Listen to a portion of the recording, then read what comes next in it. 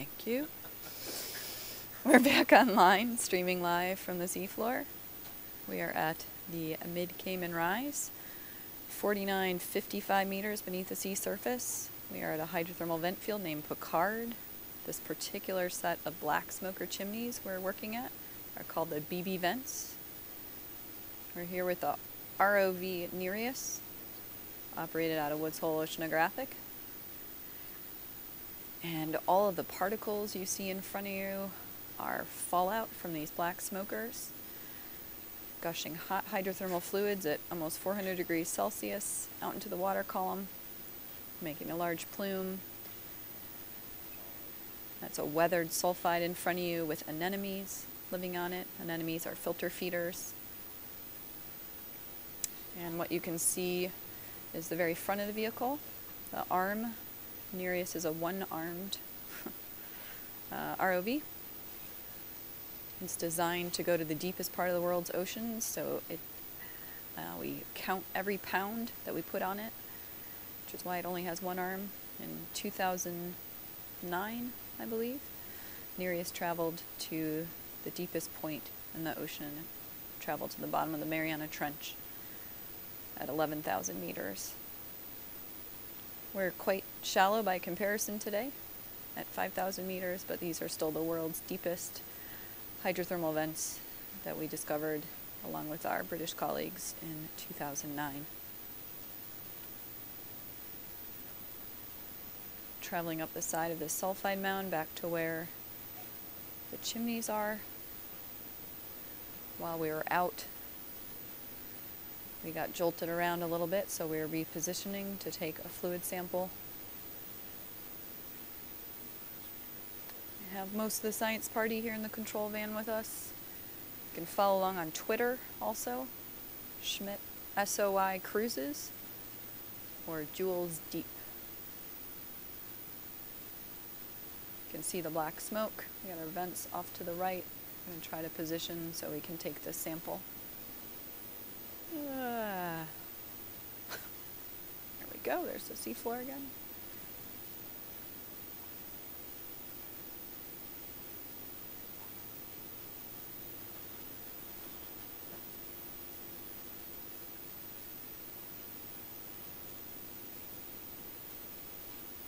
If you can't see any video, we suggest you press refresh on your browser and it should come back. Our video is getting recorded in 4-hour packets, and so we have to store the first 4 hours and then switch over to the next. We launched the vehicle at 4 a.m. this morning, been on the bottom since about 7:30. It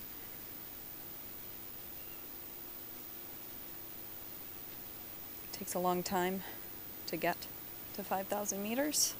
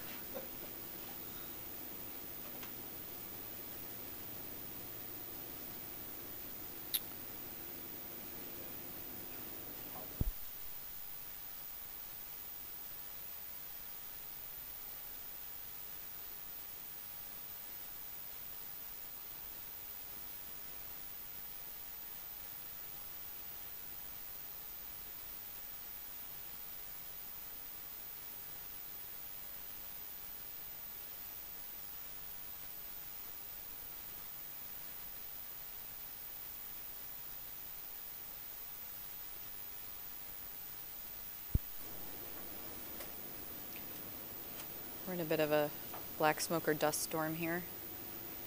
Trying to back off a little bit, get our bearings.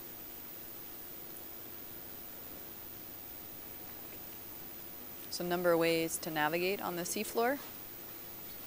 We've made some nice maps using ship surveys.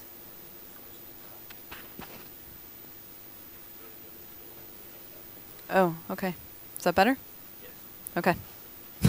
Sorry. There's a number of ways to navigate on the seafloor. We make maps with the ship. So we have depth contours, and we can see objects of interest. And we also use something called ultra-short baseline navigation. So we have a pole sticking out the bottom of the RV Falkor, which is the ship we're on. And then we have a, I don't know what it's called on the vehicle. Transponder on the vehicle? Transponder on the vehicle that talks to that pole. But USBL works best in shallow water, so we're having a little bit of trouble with our navigation at this depth. However, we have some good maps and we have some targets that we know the depths, and so we just have to use a combination of those things to help us find our way. We don't have GPS, we don't have radio, we don't have a lot of things on the seafloor that would be very helpful.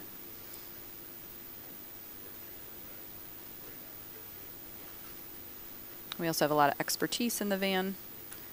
People who've been here before and know the site well help try to find our way, but as you can tell, it's also very dark.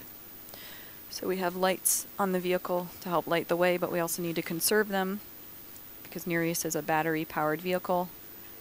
The fiber optic cable is very thin. It's like a fishing line, and it's not providing power, but it's providing telemetry, which means it's giving us video and control of the vehicle. Traditional ROVs have a very thick cable that's physically holding the weight of the vehicle. Nereus does not have that. It's very delicate fiber. What that also means is we can move pretty far away from the ship, which is another reason the USBL navigation isn't working that great, because we're pretty far away from the ship and that pole.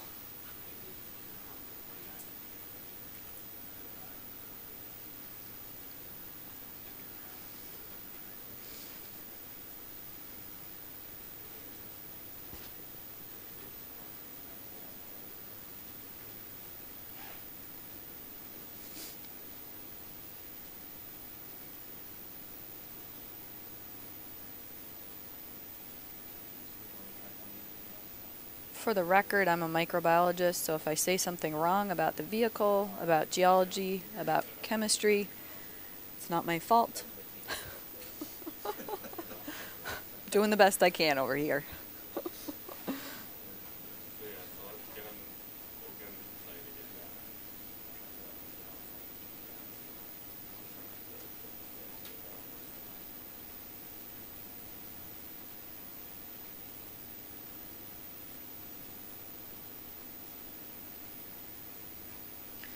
So in the room with me, I have Chris German, chief scientist. He's sitting next to our pilot, Casey Machado, who is sitting next to Mario, an engineer for Nereus.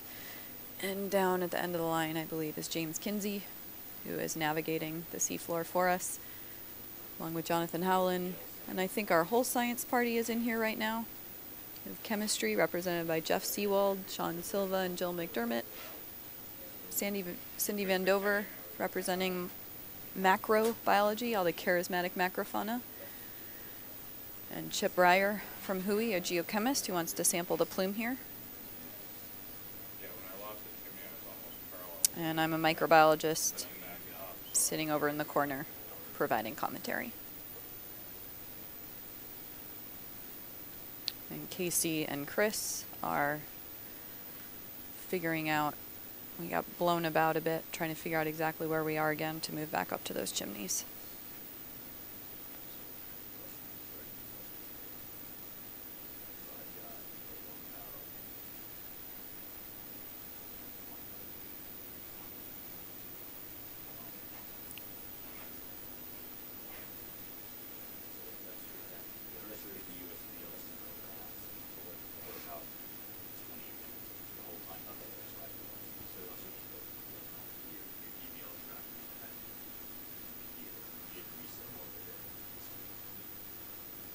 So we're just sending you one stream of the video that's being provided by the cameras that James Cameron donated to the Oceanographic Institute, to Hui.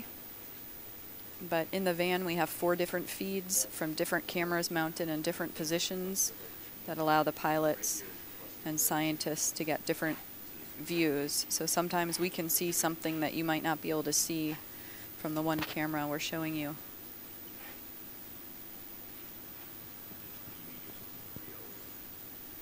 And the idea is try to recreate a three-dimensional experience in 2D for our pilots.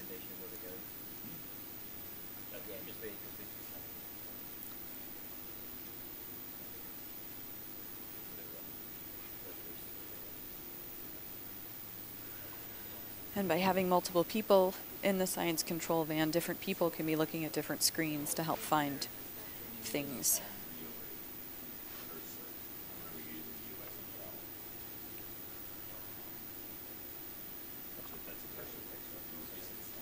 So we're live broadcasting from the seafloor. We're at 4946 meters, Mid-Cayman Rise, Piccard vent field. We're aboard the RV Falcor, which is the Schmidt Ocean Institute's flagship for ocean exploration. Schmidt Ocean Institute for the foundation is by Eric and Wendy Schmidt. It's a beautiful ship. We've been eating very well. I think everybody aboard would agree the food is outstanding. There's a nice gym. More of us should probably be using it, but we have to work and eat. It's only so many hours in a day. So right now we're coming up to the depth of the smokers and trying to make our approach back to them.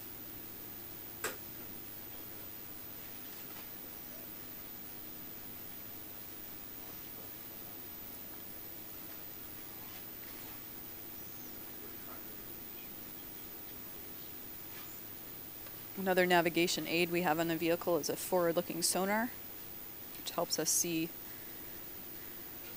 large rocky outcrops or other structures in front of us that we don't want to run into.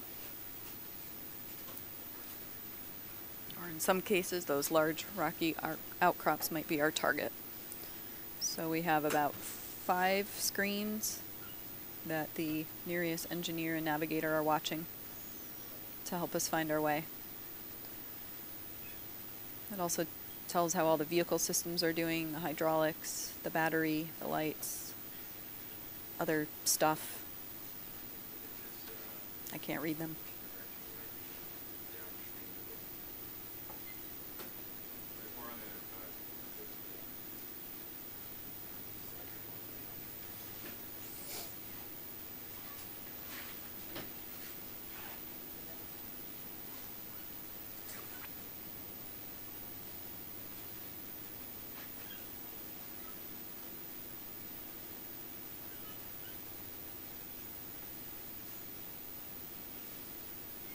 So what we're looking at is the bottom of a sulfide mound, old extinct sulfide covered in metalliferous sediments. I'm trying to see how many times I can say that word today. Basically all that black smoke has to go somewhere. Most of it, much of it, falls back to the ground. Those are anemones attached to the rock surfaces. In other places we've seen microbial filaments attached to the rocks. We've seen shrimp. There's lots of iron oxidizing bacteria here. They use iron as their energy source.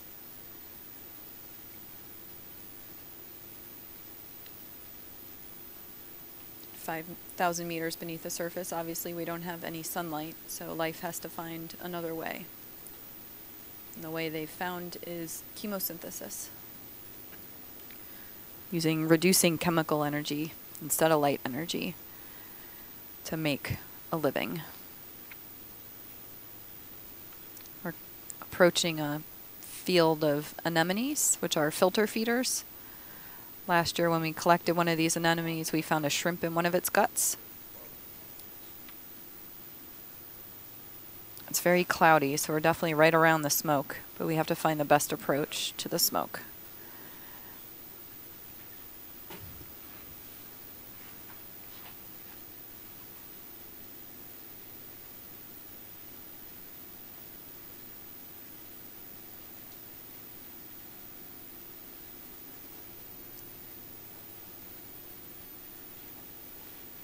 That's that white microbial mat I was talking about.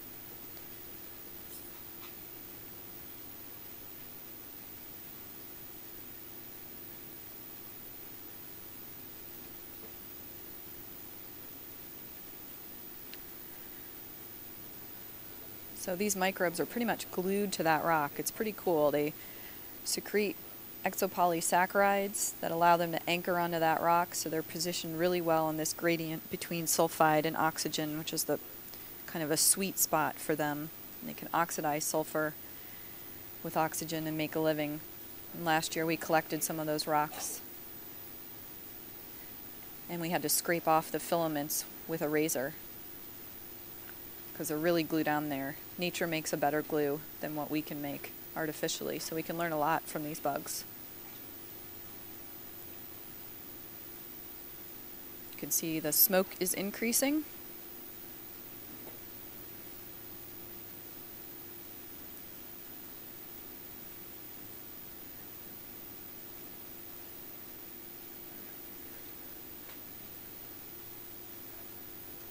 And again, we're just trying to position ourselves in the safest place to sample these smokers, which are venting 398 degrees C fluids, which is about 750 degrees Fahrenheit, but my European colleagues tell me not to bother with Fahrenheit. But for those of you in the US, I will. Is that the right conversion?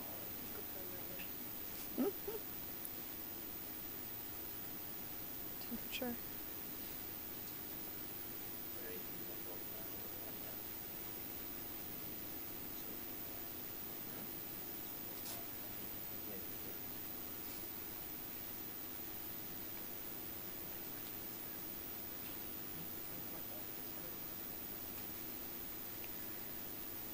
So we're back up in the black.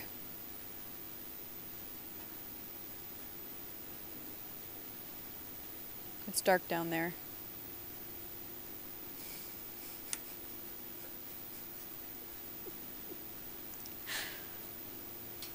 But even though it looks like there's nothing in that water, there's actually lots of microbes and viruses in that water.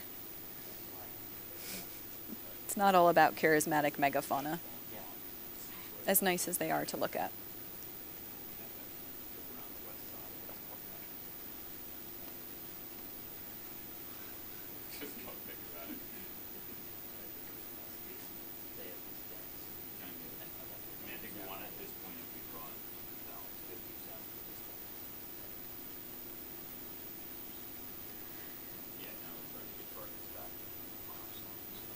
So what our navigator is doing off to the left of me is looking at any pings they're getting back from the vehicle, basically to help us figure out where we are. And we're trying to lay those pings onto the maps that we've made over the years coming here. And then we also have a sonar that's looking out in front of the vehicle. Sort of a combination of those three things, plus depth, plus what we can see out of our cameras to help us find our way. As you can see, it's dark, the terrain is treacherous.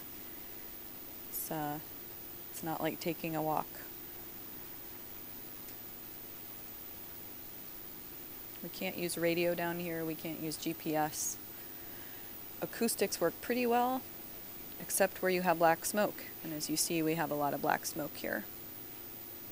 So we're relying on a couple other things to help us find our way. Now we have the seafloor back in sight.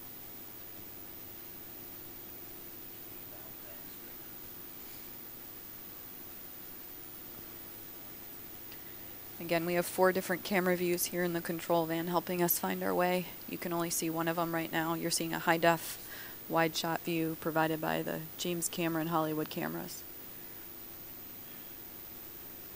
which is the first time we've put them on Nereus, is this cruise.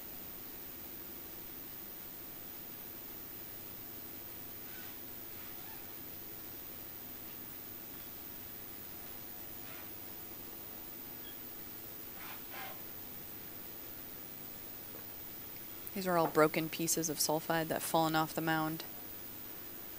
These sulfides are putting out an impressive amount of heat and minerals into the water column. They're also very fragile and they fall over quite a bit, especially when we come around, but they grow right back.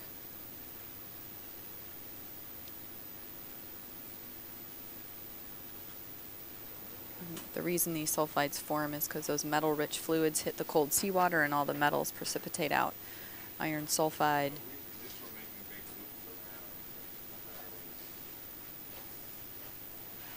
chalcopyrite, pyrite. There's probably lots of other minerals I don't know.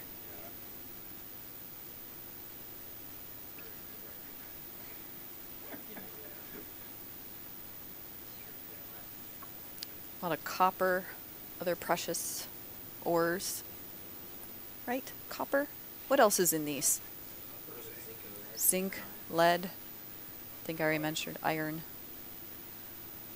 Seeing more of these anemones, more particles as we're moving up. Some microbial mat. Again, that white thin film on those rocks. If we were to zoom way in, you could see the white filaments waving.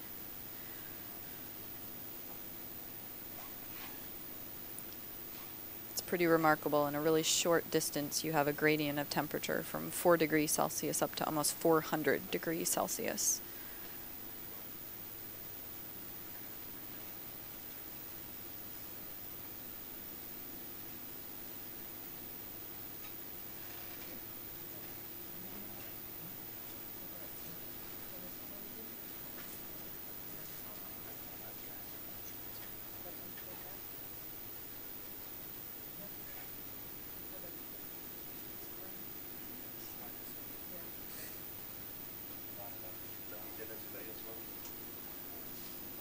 We can smell lunch. Oh, it's almost lunchtime. Look at that.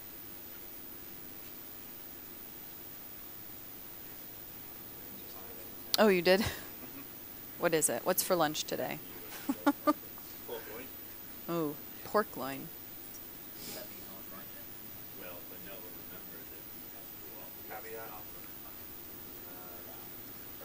Are you serious? Okay, I was going to say. There was smoked salmon for breakfast this morning. Or was that lox? Or is that the same thing? Smoked salmon.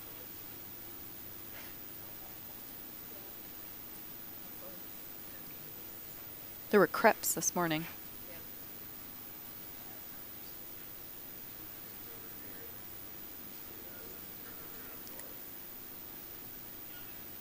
So for those of you just chiming in, we're at 4950 meters at the BB vent site, the Piccard hydrothermal vent field, about just south of Grand Cayman Island in the Mid-Cayman Rise, Mid-Cayman Trough. It's the world's deepest hydrothermal vent. We discovered in 2009 along with our British colleagues. We first sampled these vents in January of 2012. Since then, the British and the Japanese have come and sampled them as well. Shinkai was just here yesterday and the day before.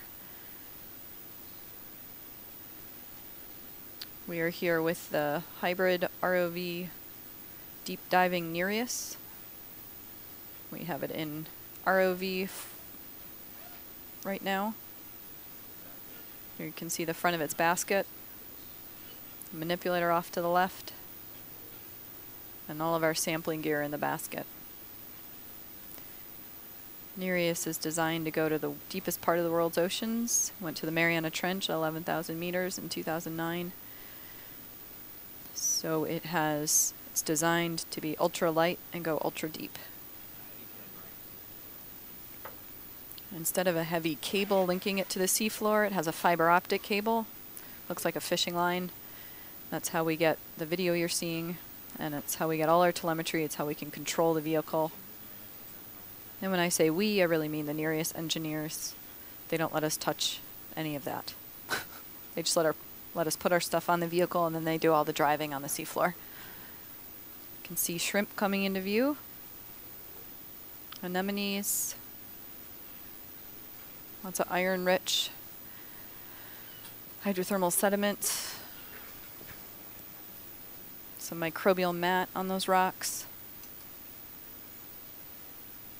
Got Chris German off to my left. He's helping navigate with Casey Machado, the pilot, and James Kinsey also helping navigate, figure out where we are and where we want to go. Is there smoke over there in that camera? Oh, is it just those shadow? So we have 4 different camera views here in the van. You guys only get one, but you get the best one. which is our high definition camera, kindly donated to Woods Hole by James Cameron. Lots of microbial mat there, tons of anemones. No sunlight here at the bottom of the ocean. These anemones are filter feeders. The shrimp are covered in chemosynthetic bacteria in and on themselves, which provide their carbon. You can see some shimmery flow in this field of view. That's lower temperature fluid, probably about 50 degrees Celsius, 20 to 50 degrees Celsius. These fluids have a ton of hydrogen sulfide in them, a lot of hydrogen, a lot of CO2, iron, a little bit of methane. But all those things are really good energy sources for microbes.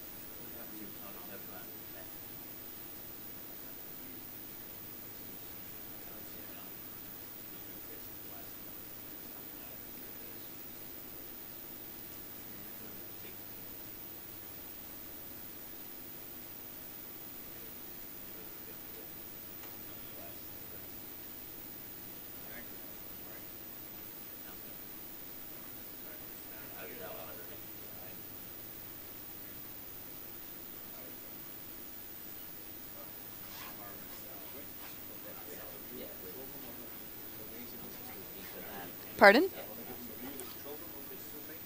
Sure. We're going to switch just to a brief view of the control van so you can see what it looks like in here.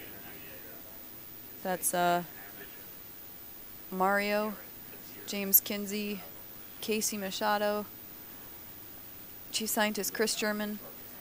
That's me waving. Down at the end. They put me in the corner. And now back to our seafloor feed, which is much more interesting. But the Falcor has a really nice control room. We have 1, 2, 3, 4, 5, 6, 7, 8, 9, 10, 11, 12, 13. We have 18 flat screen TVs in this room, all displaying different views of the seafloor, different navigation screens, an event logger, all sorts of things to help us do our job on the seafloor.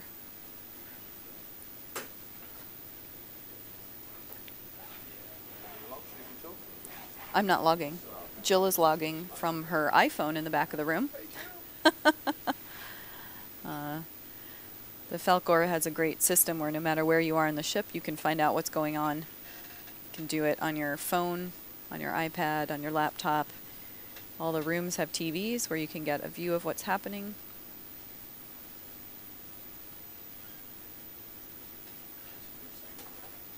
So you are not disconnected for long. Is that black smoke?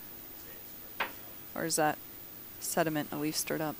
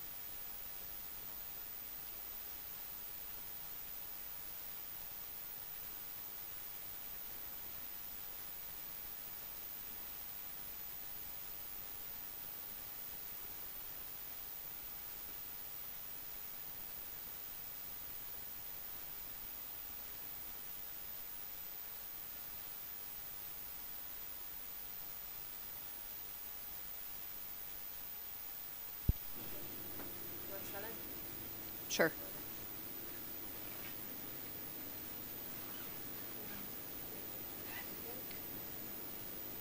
So we're looking at the bottom of extinct sulfide mounds. We have large pieces of sulfides that have fallen off.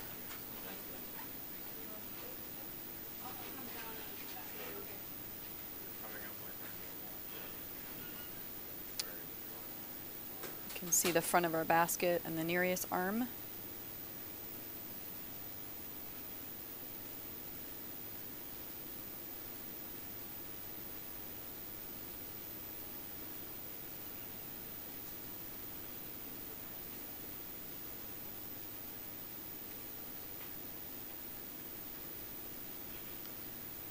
We're at 49.55 meters right now. The BB Vents Mound. Looking for the BB Chimneys, 1, 2, 3, 4, and 5 that we named in 2012. We were there earlier in the dive, then got blown off, and we're now looking for them again. Using a variety of tools to navigate our way across the seafloor, including ultra-short baseline navigation, sonar, devil nav, depth contours, and the 4 camera views that we have on Nereus, one of which you get back at home.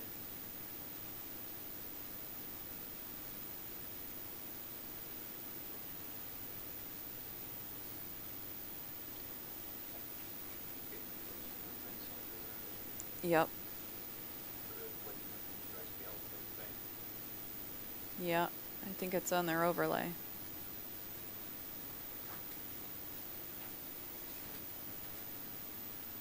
Some anemones in view.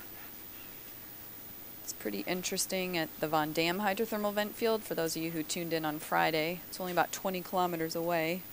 It's 2,700 meters more shallow, so it's at 2,300 meters. Totally different type of vent site. Highest temperature there is 226 degrees C. There's no anemones, no iron, and a ton of methane. So 2 really, really different sites, only 20 kilometers apart.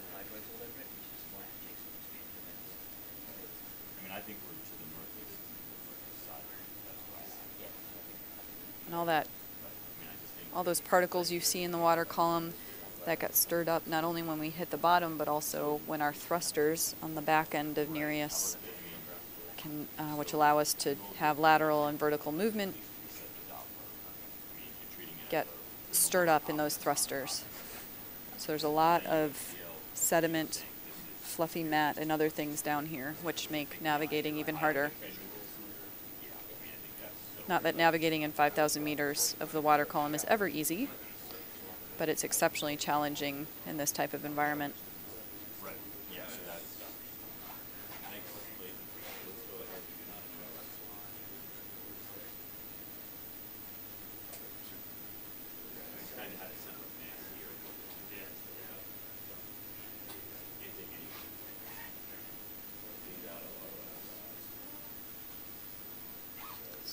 Resetting our nav to see if we can get a better fix on where we are.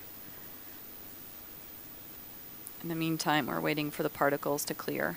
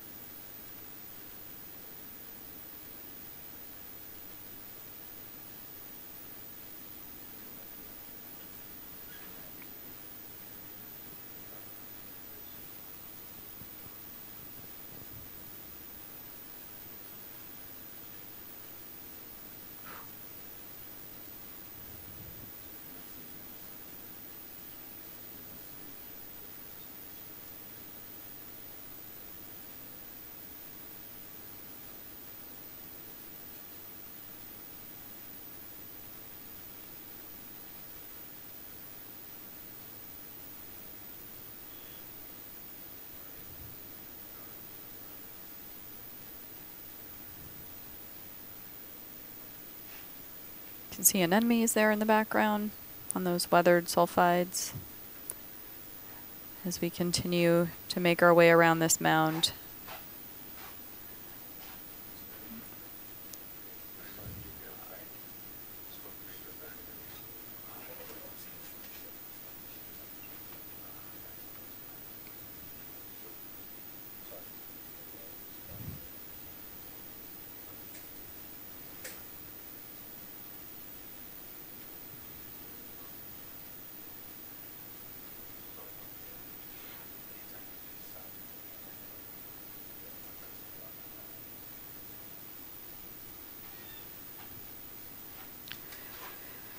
Looks like it's raining here on the seafloor, so really just hydrothermal sediments that we've stirred up and things falling out of the water column from the black smokers. One thing we're really interested in understanding is what is the export out of these systems into the rest of the ocean, the export of carbon, the export of iron, sulfur, other minerals. How does that impact deep sea circulation, deep sea chemistry, deep sea biology? So we have a team of interdisciplinary scientists out here are studying all different facets of the system. So biology, including the anemones and shrimp you've seen, microbes, which is what my lab does, geochemistry of both the fluids and the plume above the vent, geologists who are looking at the rocks and the sulfides. There's also a lot of current whipping through here, which makes staying in place hard. So we're basically at the bottom of the not at the very bottom, the Mid-Cayman Trough is as deep as 6,500 meters in some spots. We're at 4,955 meters right now. It's a nice view of all the microbial filaments on the rock surfaces there, which are, we think, mainly sulfur oxidizing bacteria. Last year we collected some of those rocks, we scraped off the microbes, and we sequenced their DNA. And they're most closely related to an uncultured organism that's also been found in other sulfidic springs, particularly up in Iceland. It's a nice shot of the top of this mound. We're rotating, we use a heading, a 360-degree compass. So we're heading 75 degrees right now, due east. We're turning to the south. It seems like there's a lot of smoke to the left, don't you think? No?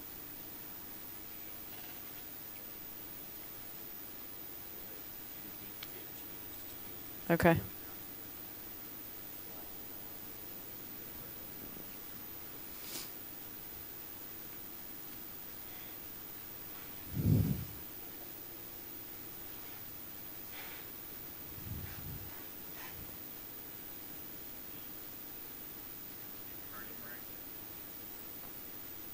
Our heading is 110. We're still churning to the east.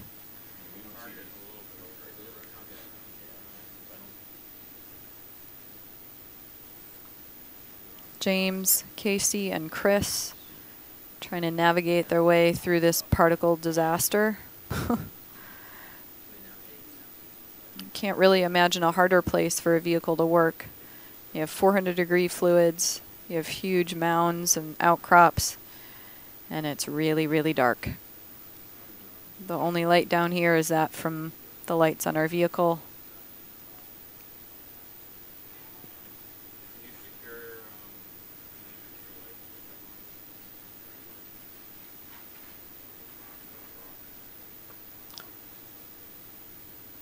So we just turned off one of the lights to conserve some power as we continue our search.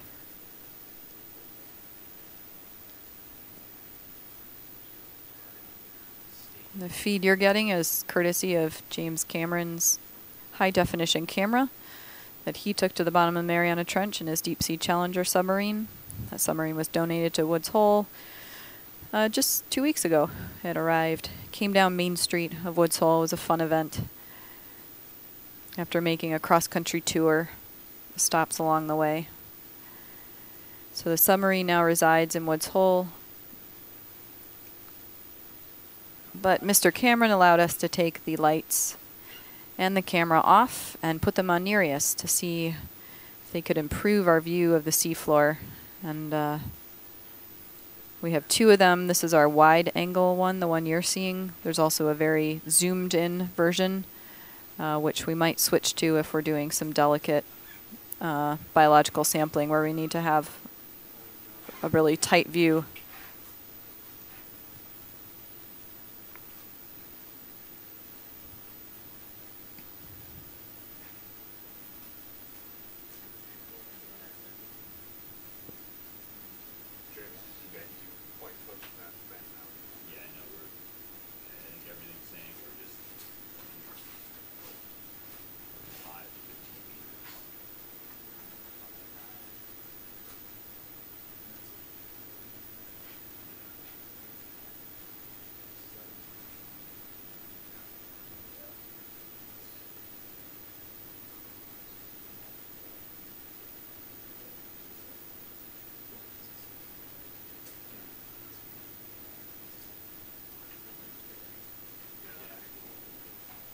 right, we can see a spire in the distance,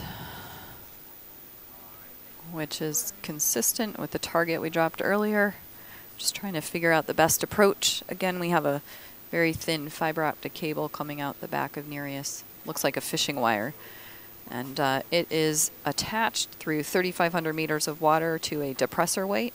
And that depressor weight is where the fiber spools out. That depressor weight is then attached to the ship through a 3/8 inch. How big is that cable that goes to the ship? Okay, a very thin cable, but a much sturdier one than what is connecting the depressor and Nereus. So just in the above left, that's the right chimney. That's the one we want. We can see black smoke again.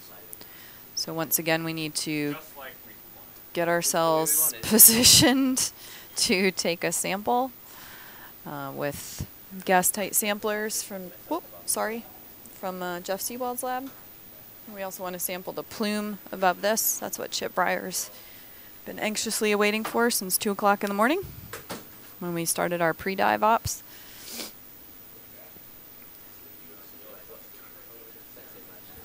We have a crowd coming back in the van. Whenever we see smoke, the van fills up. Then there's those of us who stay here all the time.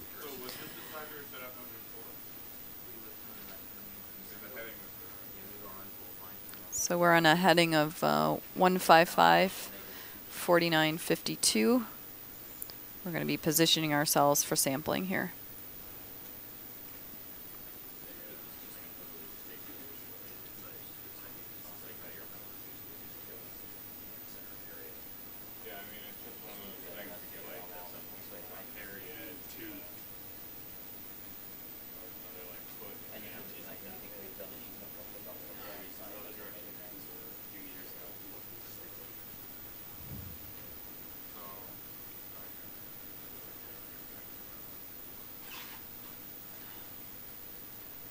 So we're trying to find the best spot to set up for sampling.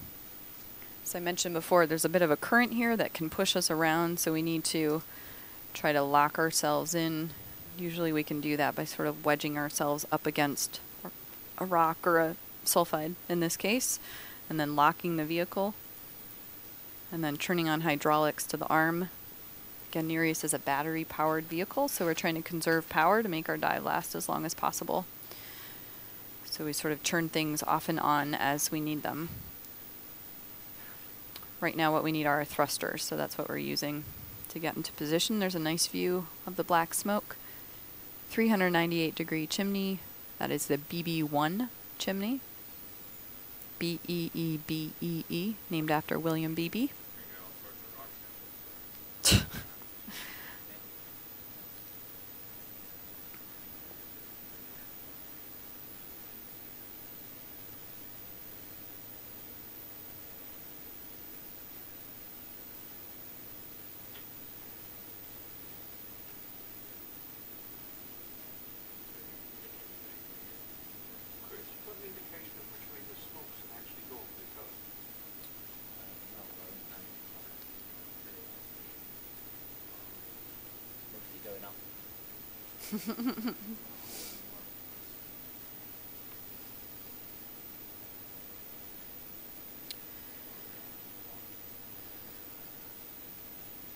So not only was William Beebe a famous American naturalist, he also did deep dives in the bathysphere. He passed away in the early 1960s. But we named this site after him mainly because of his dives in his basically large sphere. It was called the Trieste? The Trieste. No, it wasn't. Was it? Oh, okay. Right. Right, okay. But the bathysphere, it was a spherical submersible. It did some dives off Bermuda in the 30s. And he wanted it to study. He was a marine biologist. The deepest dive they made was 3,000 feet. And it represented the first time that researchers had made dives that deep to observe animals in their natural habitat. Before then, they just trawled. So they were up on the surface, and they'd basically put a large claw over the side with a cable and just dig up whatever they could get. And obviously, you can imagine that disturbed the natural environment quite a bit. So now that we have amazing vehicles like Nereus and others, we can observe deep sea animals and rocks and chemistry without hopefully messing them up too much. So there's a really beautiful view of that black smoke pumping out.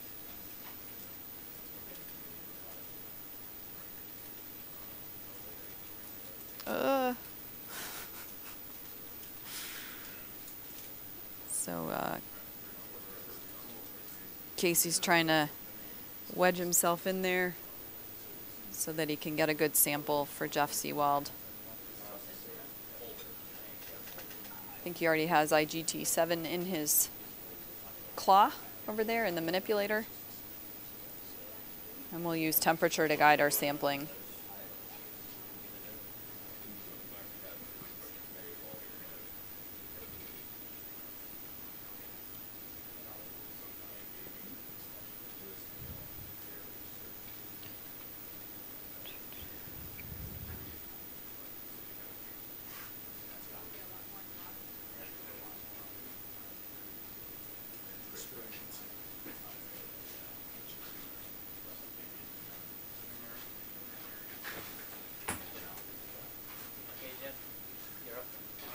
All right, looks like we're going to start trying to get that arm out, take a sample. You guys have the best view. Just panning down to look at the sampler and the arm. These are, we're turning on some light so we can see it a little bit better. These are isobaric gas tight samplers designed by Jeff Seawald at HROV. What these samplers do is they collect fluids and keep them at the pressure they were collected at, even when we bring them back up on the ship. And what that means is that all the gases stay in solution and you get a real number for what's happening beneath the seafloor.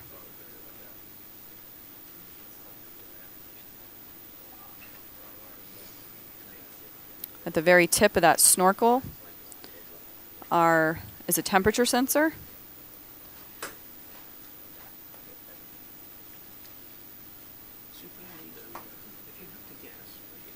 And we'll use that temperature sensor to help guide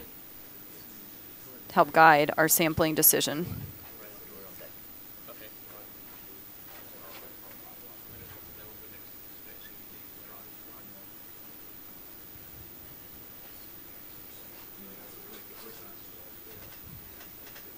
So you're getting a view of our basket right now.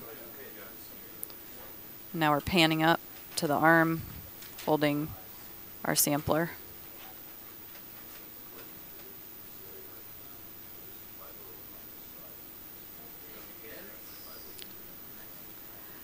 What do we got for temperature back there? Ooh. So we have Jeff Seawald in the back of the room. He's monitoring temperature. You can see the snorkel peeking out the back of him. Trying to move that back into the flow. Ooh. There we go.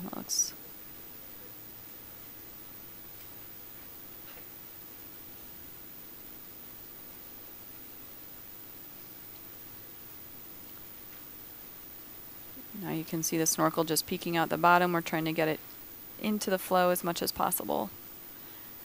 Again, with Jeff is in the back of the room monitoring temperature to help guide Casey's decision of where to put the probe.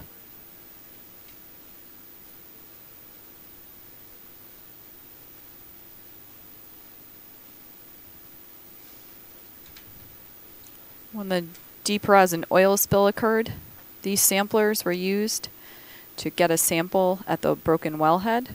They were the only sample actually taken there, just sort of a non-predicted use of these hydrothermal vent samplers. But what it allowed Jeff and his colleagues to do was to measure the concentration of oil and methane coming out of that well to get accurate calculations of how much oil was actually spilled into the Gulf of Mexico. So you never really know in science what use you'll find for things you build or discover, which is one of the great things about it. So you can see Casey is rotating. It's a 7-function arm, which means it has 7 different ways it can move. I think.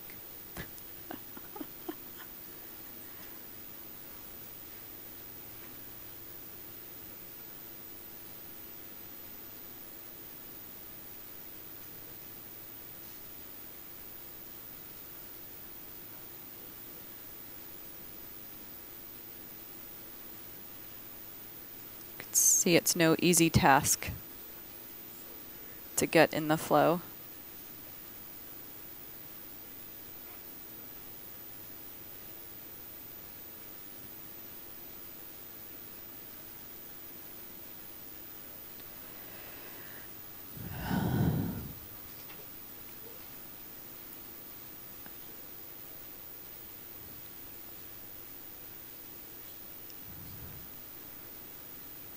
So in the van we have Sean Silva, who works with Jeff Seawald, Jill McDermott, who works with Jeff, and Jeff. All helping guide the sampling, monitoring the temperature, figuring out the best way to get this sample.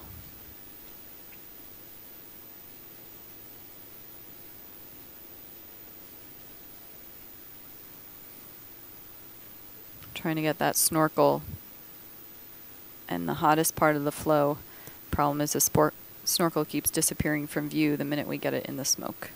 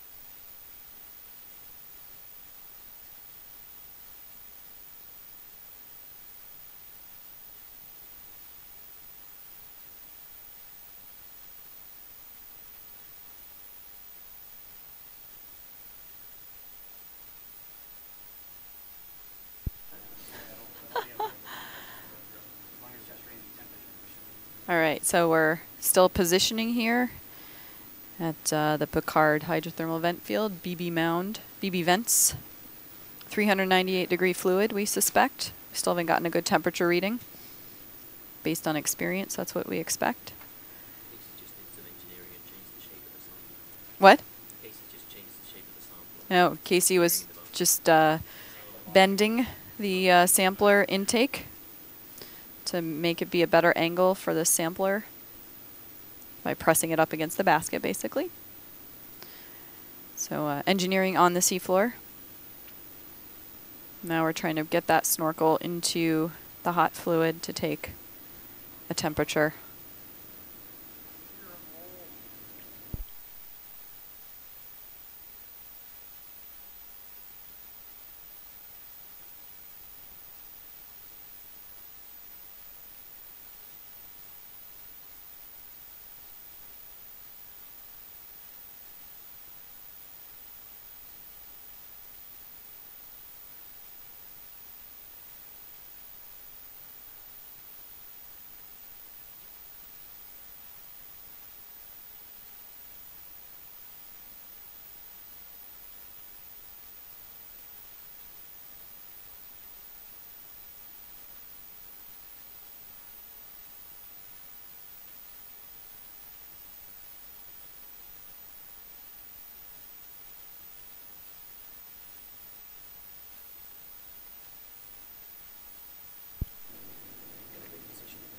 Doing a slight repositioning of Nereus so we can get a better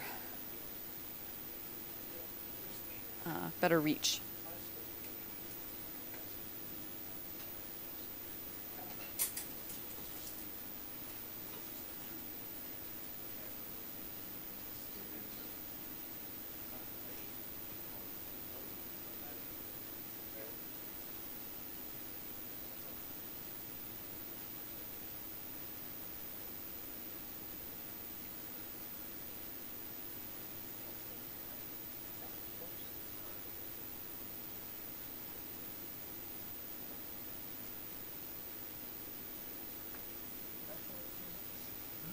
So you can see we're using the basket as leverage, basically.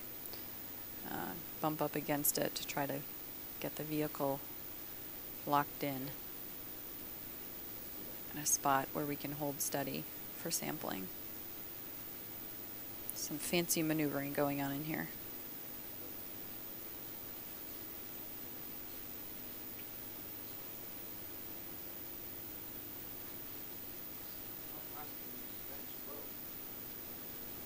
How fast do these vents grow? Well, it depends on how much fluid is coming out, but I would say centimeters per day. Yeah.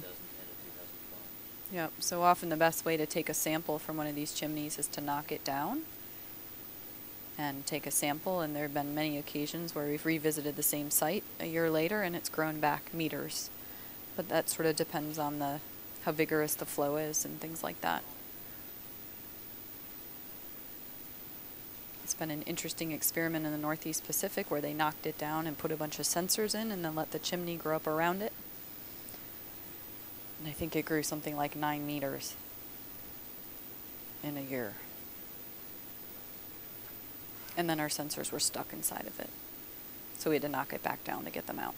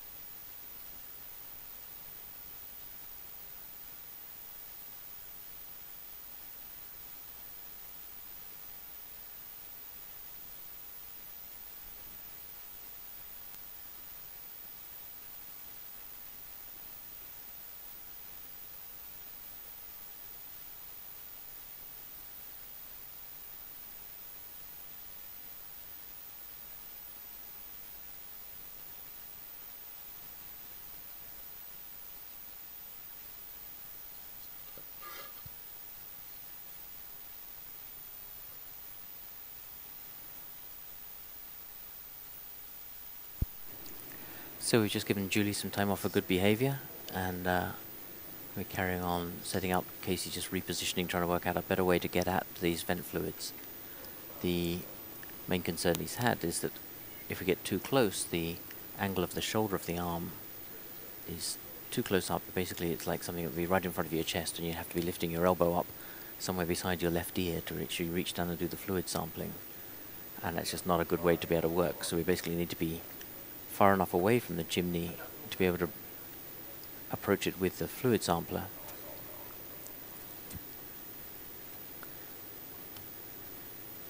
But at the same time, we need the vehicle to actually be perched to get something solid.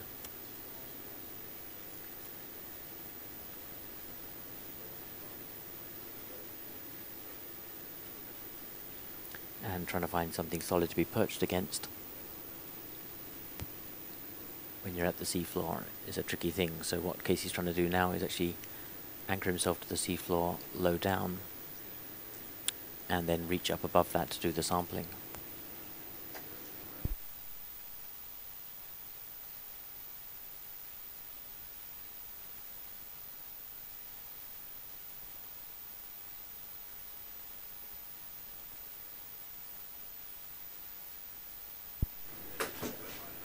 Okay, so we've just changed your view at the moment. We've switched away from the high def view because of the way Casey's setting up.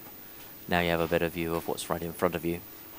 So you can see a nice picture of the black smokers. And at the same time, we're just getting ourselves in the right position. And Julie's back and ready to provide the running commentary. So back to Julie.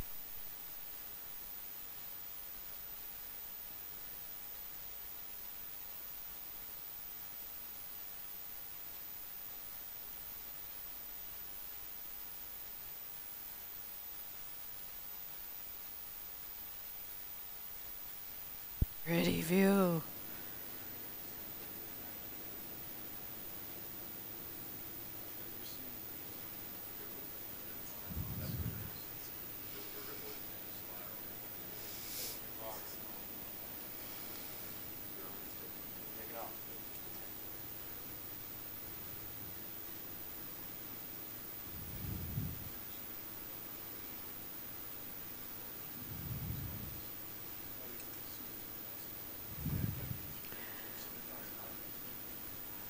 We are once again awash in black smoke.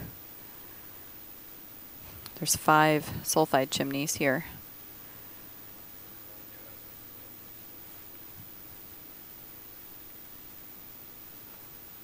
It's pretty easy to stir up a mess.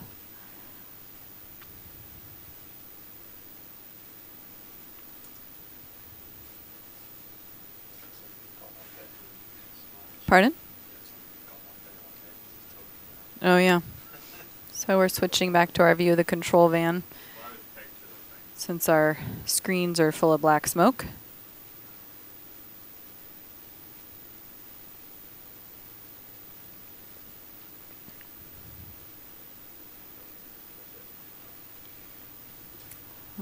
That person closest to you is Mario. He's an engineer with Nereus. Sitting next to him is Casey, pilot of Nereus. The other view shows the back of the room where Jeff is sitting with his temperature sensors. I think that's Chip. Nope, that's not Chip. Chris Taylor and Jonathan Howland, who are also part of the Nereus team.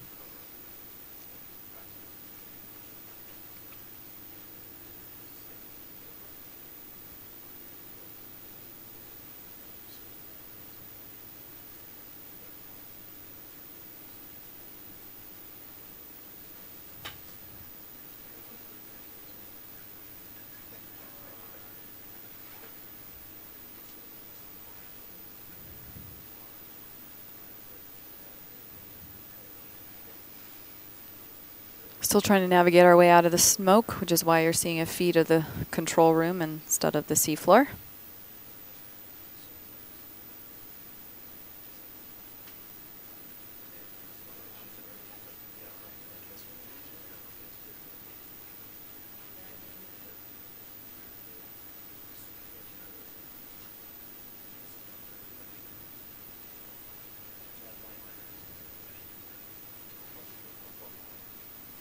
Our screens are mainly filled with smoke right now.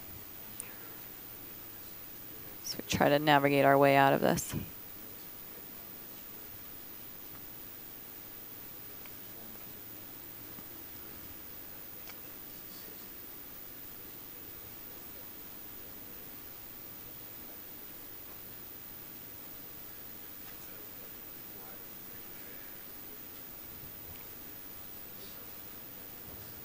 What? Just trying to get out of it. All right, we got a view of our basket back. Switch you back over to what you actually care about, which is the seafloor. I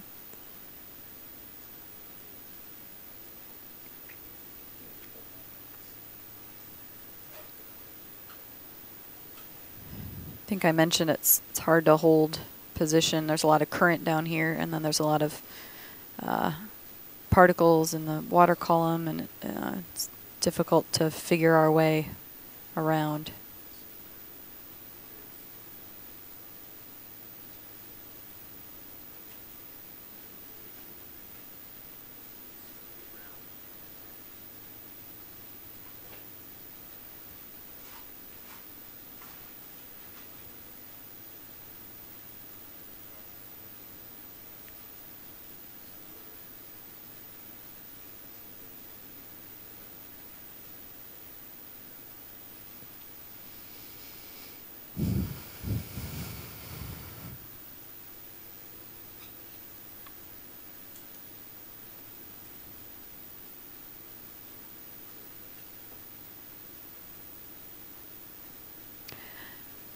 So, we are awash in black smoke. Pardon?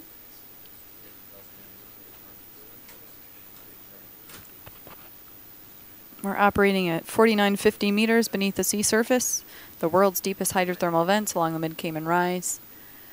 There are deeper points in the Mid-Cayman Trough here. It gets down to about 6,500 meters, but we found these vent sites in 2009 along with our British colleagues. And they represent the world's deepest vents by almost a full kilometer. South at Mid-Atlantic Ridge has vents around 4,000 meters. And we're out here on the Schmidt-Osen Institute's research vessel, the RV Falkor. We are a team of 9 scientists from Woods Hole Oceanographic, the Marine Biological Lab, NASA Jet Propulsion Lab, and Duke Marine Lab. And we're here with a team of 8 engineers from Woods Hole Oceanographic who operate the deep diving Nereus ROV remotely operated vehicle that can also work in autonomous mode, which is what they did on leg 1 of this cruise, when we didn't have any live feeds back because it would have been very boring.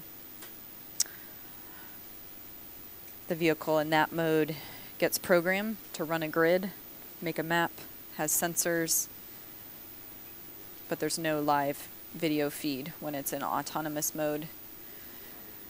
After about 2 weeks at sea, the ship popped into Montego Bay, Jamaica, switched over to remotely operated mode.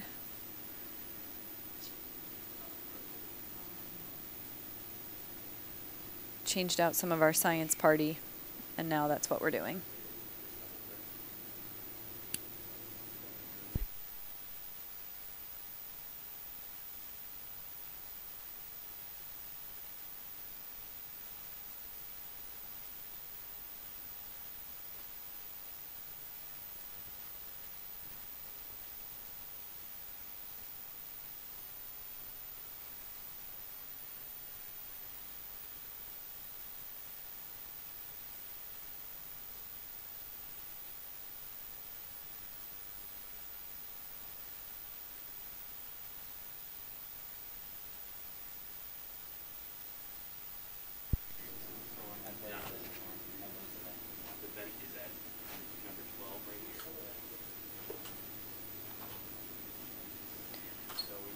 So we got blown off the vent and we're making our way back to it.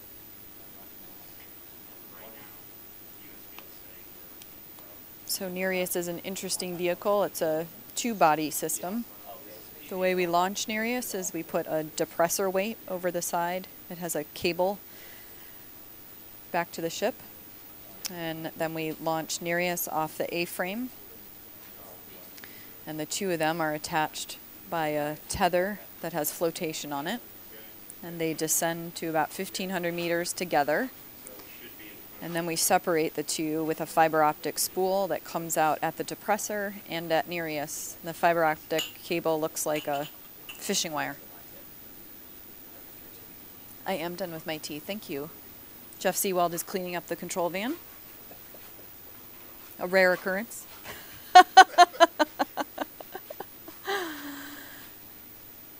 Anyway, so then Nereus is basically connected to the surface via this fiber optic cable that looks like a fishing line, but it's what provides video and telemetry back to the surface.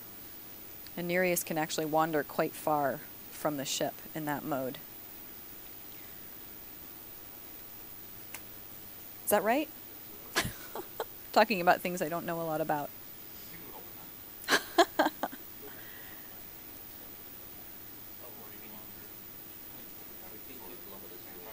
Okay.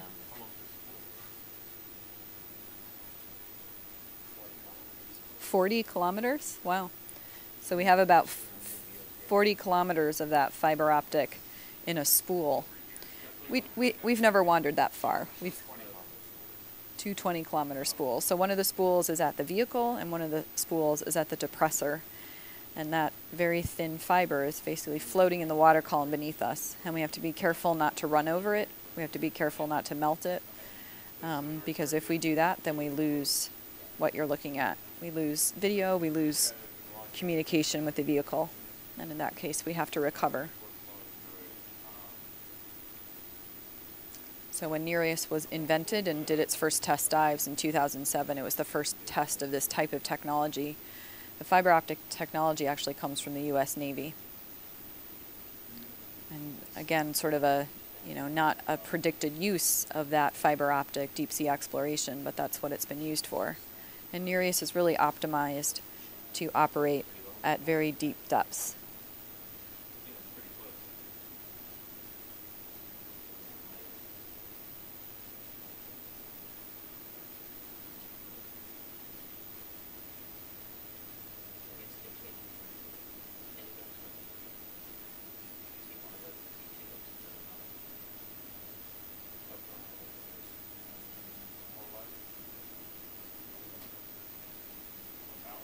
Back to the seafloor, see a swarm of shrimp. We're now at, we think, on the other side, maybe, of the chimneys. Okay. That is a lot of smoke being pumped out into the seafloor.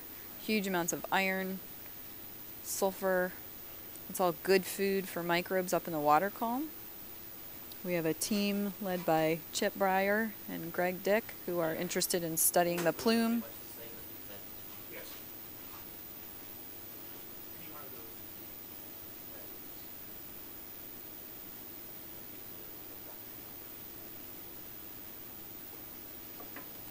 So why are these shrimp here? Well, if we start at the base of the food chain, those fluids that are leaking out of the seafloor that are very rich in hydrogen sulfide. And there are bacteria and archaea, the two domains of microbial life. They can harness that chemical energy, that hydrogen sulfide. They fix their own carbon. They're called autotrophs. And that creates organic carbon, which is a source of food for those shrimp. The anemones we've seen are carnivorous. They can then eat the shrimp. And every once in a while we might see an octopus or a large crab or a fish, and they eat the shrimp. So it's a bottom-up food chain, starting with the reduced chemical energy from the hydrothermal vent all the way up. And that's in contrast to a photosynthetic ecosystem that we have where you guys are living right now at the surface, where I'm living, where you have single-celled algae, cyanobacteria, plants, trees that harness photosynthetic energy, fix their own carbon dioxide. We then eat the grass or the lettuce, or the cows eat the lettuce, and then we eat the cows, and that's our food chain. So it's from the light rather than chemical energy of reduced hydrothermal fluids. It's called chemosynthesis as opposed to photosynthesis. And we didn't even know it existed until we found hydrothermal vents in 1977 at the Galapagos spreading ridge near the Galapagos Islands. Completely unexpected discovery in biology that changed the way we think about life at the bottom of the ocean and life on our planet.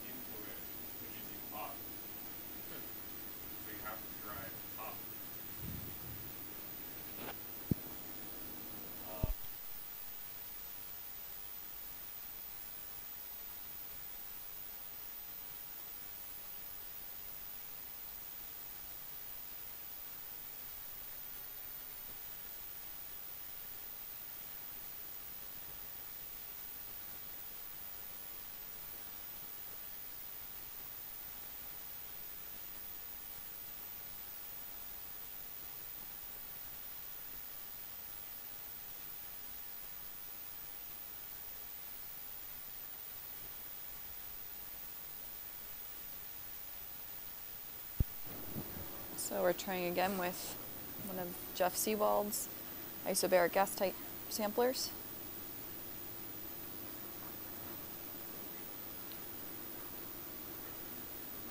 So I mentioned that the discovery of chemosynthetic ecosystems changed the way we think about life on Earth. But it's also changed the way that we've thought about life beyond Earth. So the field of astrobiology is interested in the origin of life, the evolution of life, and the possibility of life beyond Earth.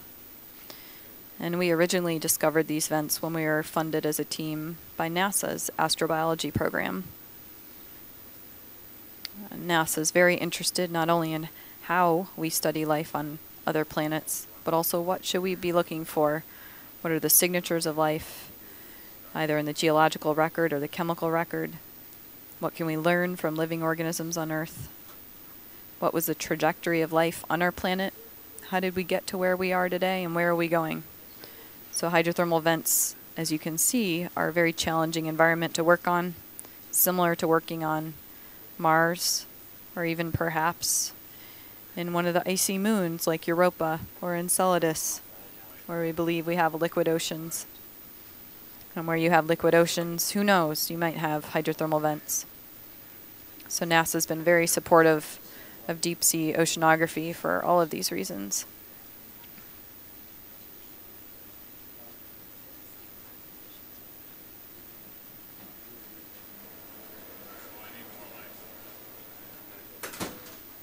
You see, we're trying to put our sampler back into the vent. We have 4 views, fields of view here on Nereus in our control van. We actually have something like 22 screens in this room. We're only showing you one of our feeds, but we have 4 different video feeds of cameras mounted in various places on the vehicle to help our pilots and our scientists get the best view possible for taking samples and understanding where they are.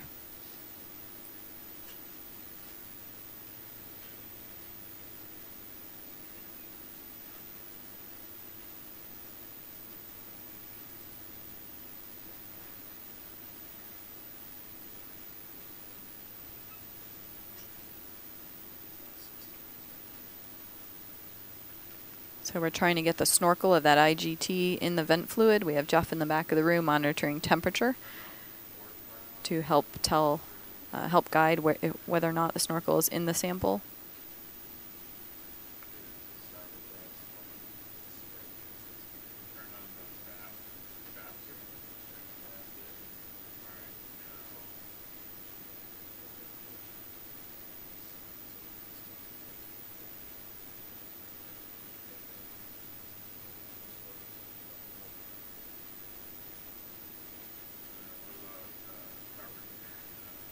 You can see a bunch of shrimp on that sulfide mound there. You can see us turning off and on our lights, trying to get the best view possible. But unfortunately, right where our sampler needs to be is in a cloud of smoke.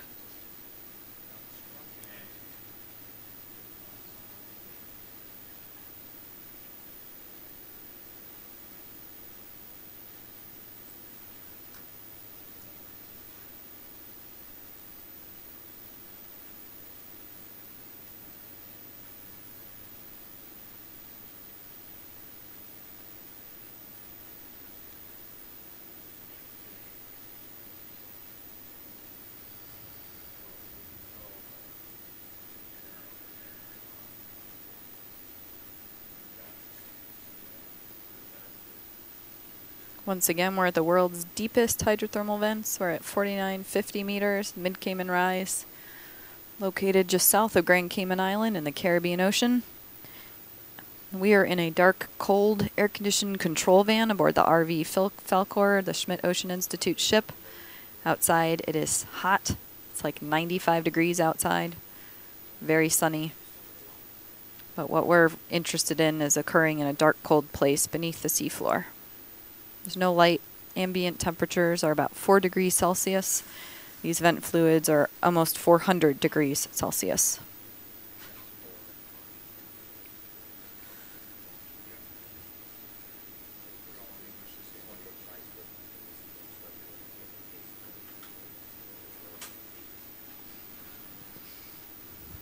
Control van is packed full. Our Nereus team, our science team, anxious to get some samples from this site. If you guys are on Twitter, you can ask questions. You can follow along at SOI Cruises. We have Allison Fundus, an outreach person on the other end on land, helping man our Twitter feed, helping make sure our video is going out to the world. Our marine techs on board, our electricians are helping keeping that video going live as well.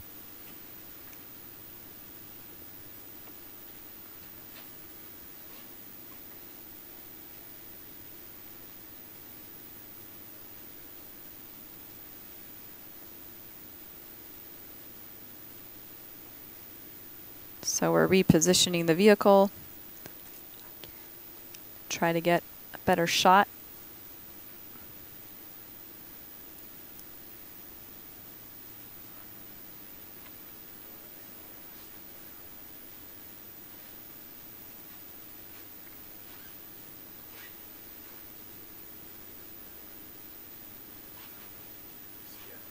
You can see it's a challenging environment to work in. It's dark, it's smoky, it's hot, has a lot of topography. Those are all things that could cause problems for the vehicle and for finding our way. We're at the Piccard hydrothermal vent field, the BB vent site. These large smokers, BB vents 1, 2, 3, 4, and 5. Sampled them in 2012 with ROV Jason, and now we're here with the Nereus ROV. We've got an international team of scientists out here with us and a large engineering team as well.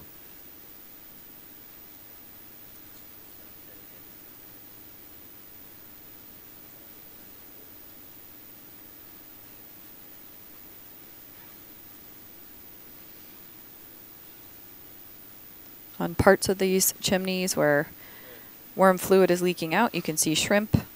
They're positioning themselves in a perfect place for the sulfide oxidizing bacteria that live in and on them. And that's the source of food for them, the organic carbon being provided by chemoautotrophic bacteria.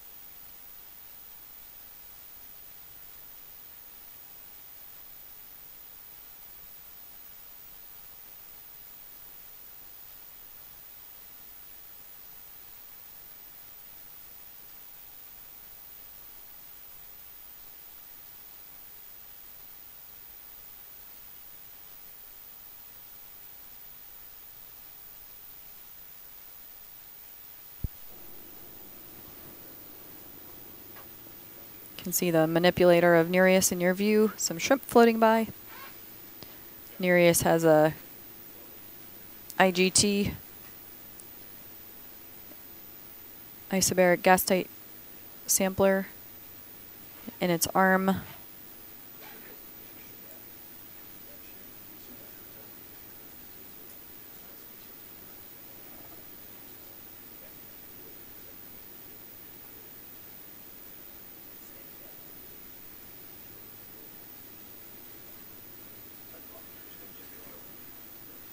Okay, we're going to change our feed to one of our brow cams that has a less cloudy view.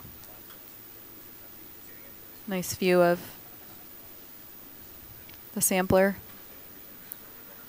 in Nereus's arm.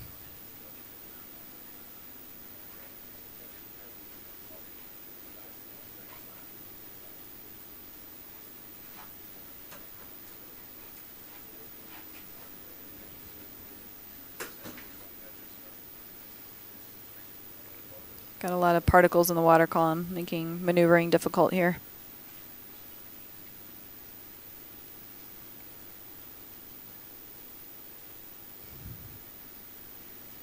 I'm going to hand over the mic to Chris so I can get lunch before it's over.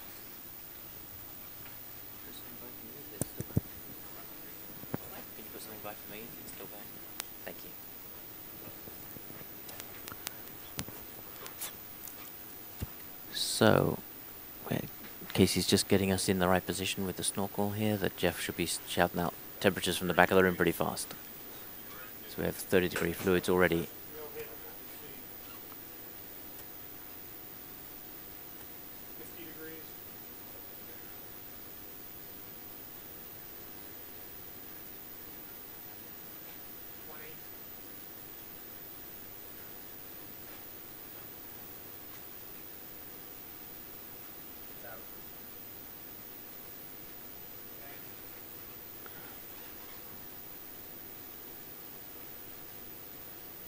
I have to take it out in order to rotate it around. So we're just changing the orientation now, and Casey's just getting ready to come at it again from a different angle. See the claw in the bottom of your picture. Here comes the bottle and its snorkel again.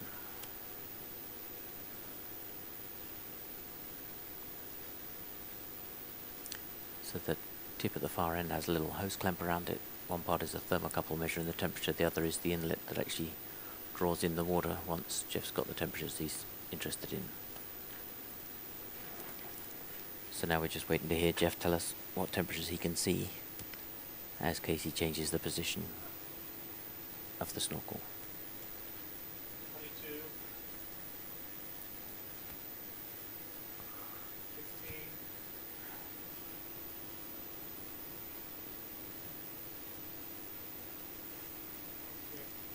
When you light that up, it puts a big flash of light in. 78, This way. 60, 5,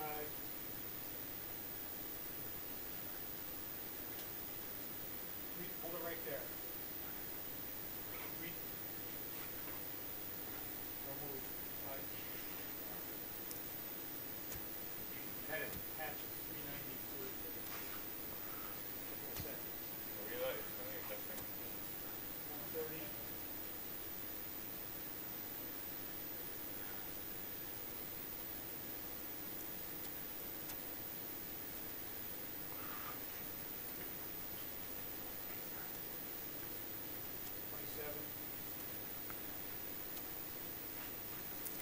And perversely, as you can see in your view, it's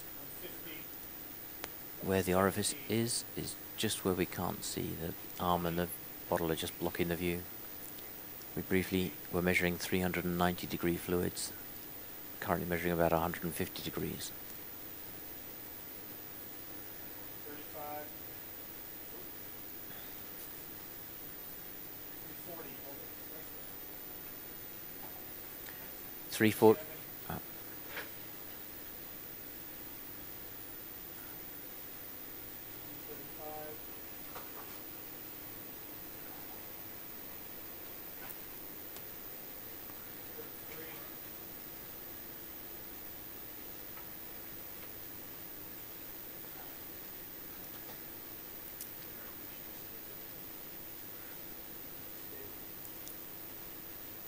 Is that stable at 30 something, Jeff?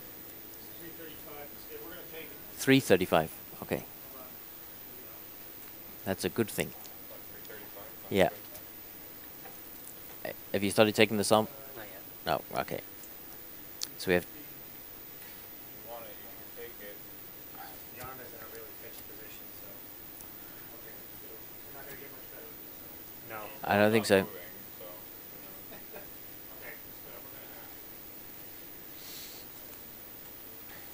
Let me know when he starts taking the sample.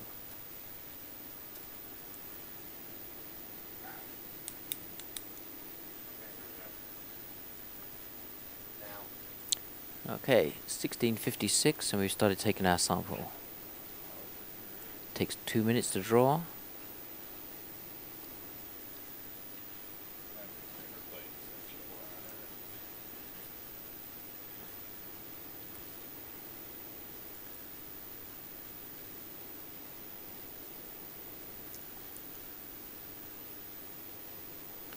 As you can see in your video feed, we're very precariously perched, so Casey's just trying to keep everything as still as possible for the whole 2 minutes while the sample is getting drawn into the bottle.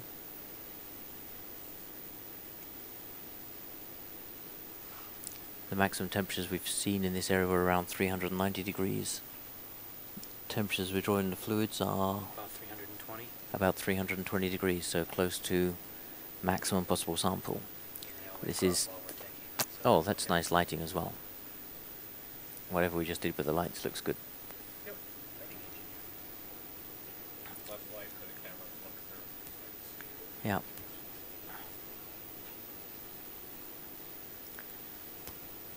And what we should remember, it was only last Friday that Nereus took its first ever vent fluid.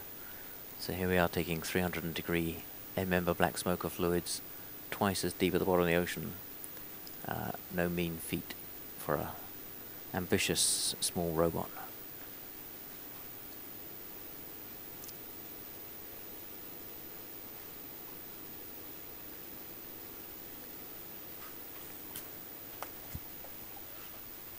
What do we have for temperatures, Jeff? We were stable at about 320 or 325. Peaked at about 355. Okay.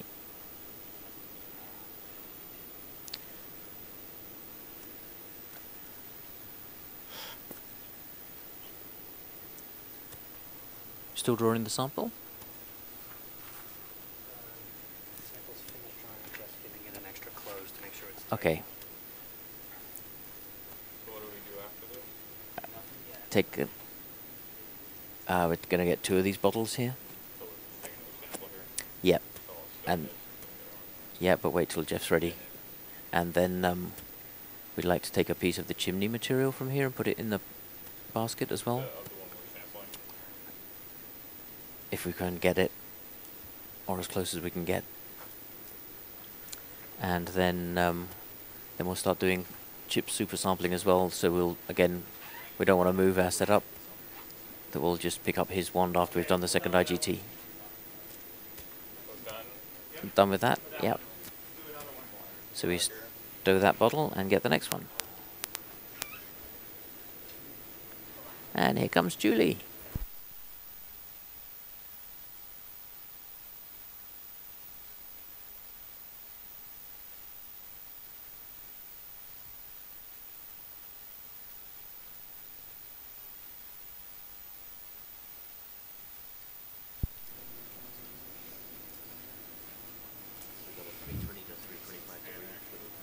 Okay.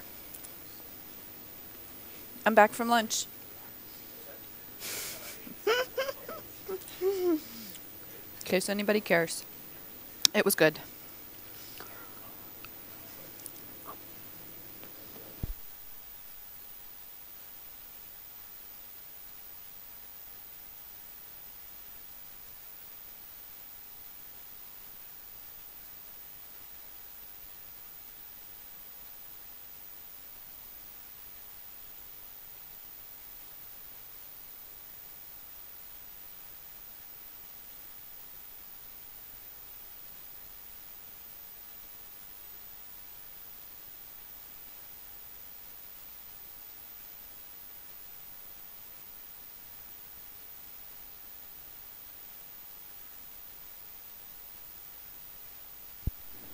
So we're storing IGT-7. We're going to try to get another sample at the same spot.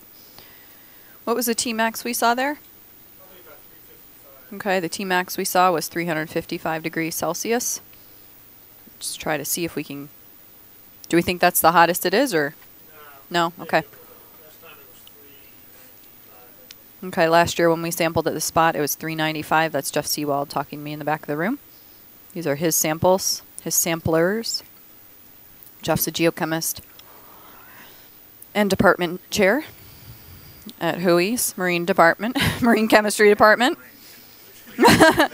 He doesn't like being reminded that he's chair of his department. They let him go to sea, though.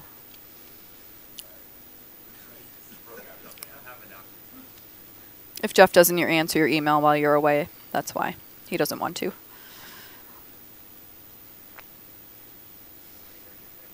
So we are storing IGT-7, excuse me, and we're going to be picking up another one.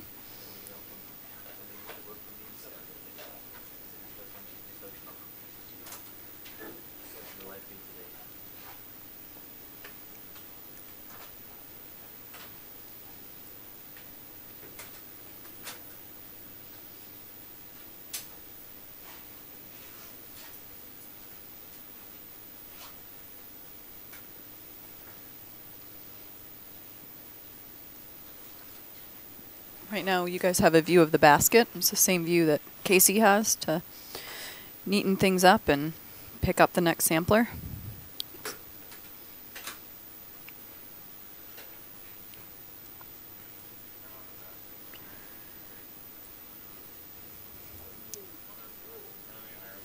Just turn down the basket light to get a little bit better view. Be nice if we could put that one up on the live feed. Do you know how to switch views for the viewing public? Is it just this box? No. Okay.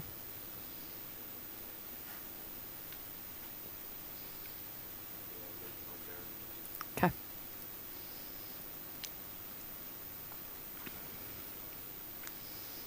So we have a science party of 9, Nereus crew of 8, ship's crew of 17?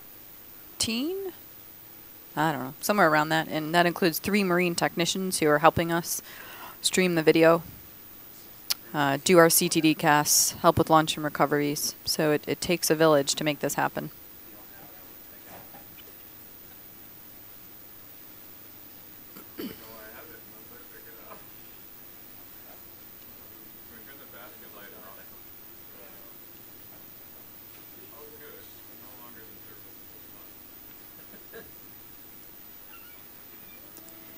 So you can see us switching lights on and off, doing various things to help the pilot have the best view possible. We have Nereus at its payload limit right now. About 104 pounds worth of gear on the vehicle.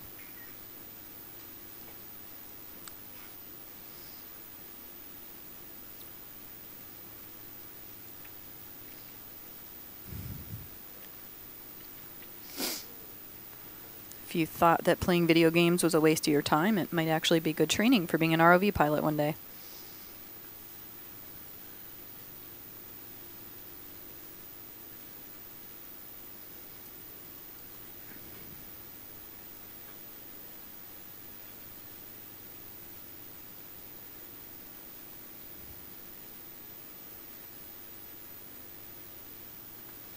Here we go. Trying to lift that IGT out of the basket.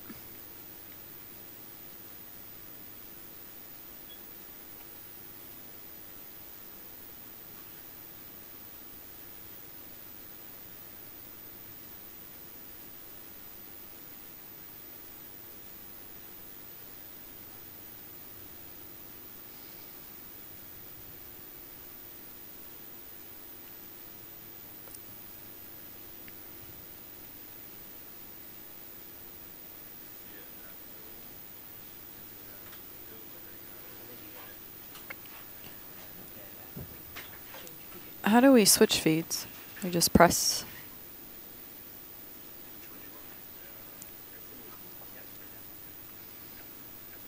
All right, we just switched feeds to give you a little bit better shot of what's going on. See the smoker right in front of us. This is IGT number 8.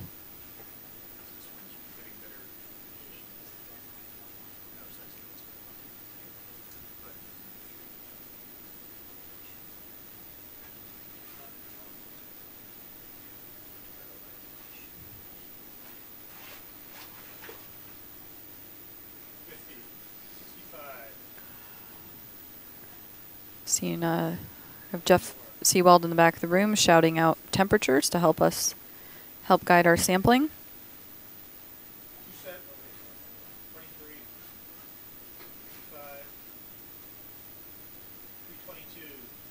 322 is the highest we've seen so far. The idea here is to get the sampler right in the flow and lock it in.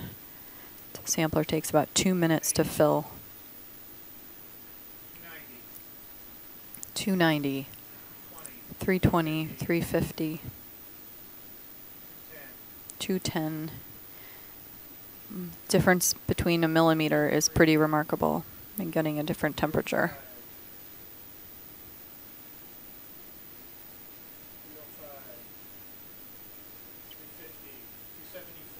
374. 374. It's our new high.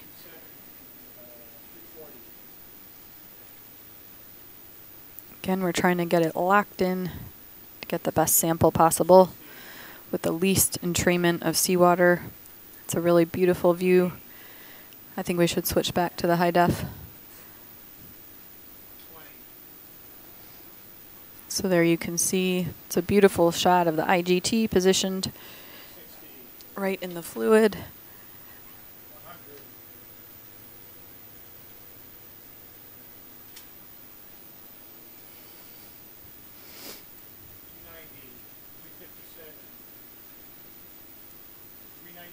Three 392, 397, 398. We're locking the arm. Locking the arm.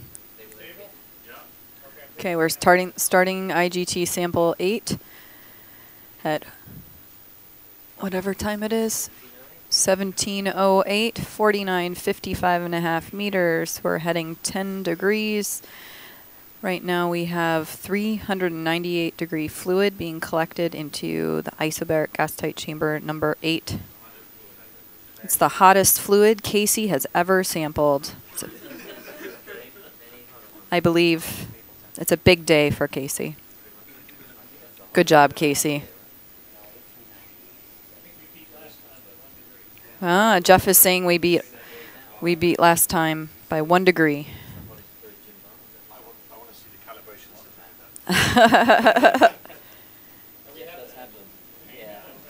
So we're sampling. So what is the max here that you saw, Jeff? We saw we're sampling 398 degrees C, black smoker fluid.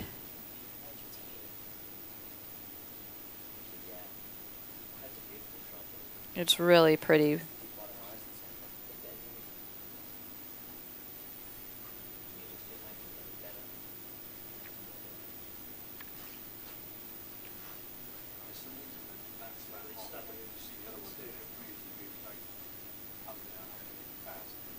Yeah.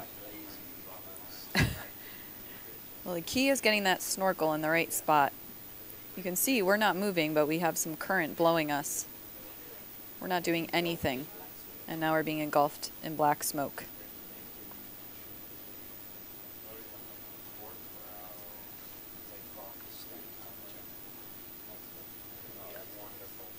Nice solid temperature. It's going to be a really good sample.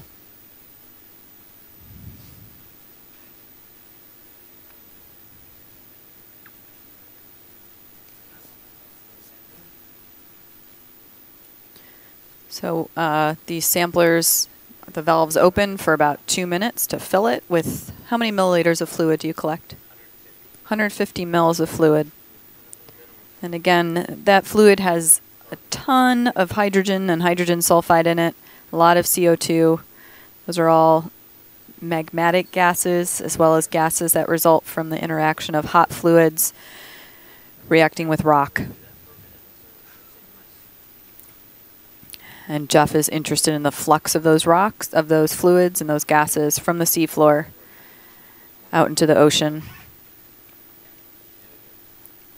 And there are a lot of different microbes that can use hydrogen as an energy source. And we're done with that sample.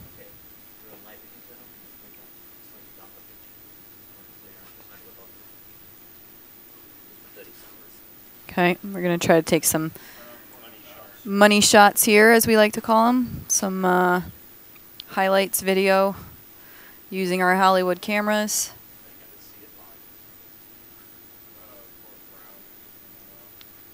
That's nice.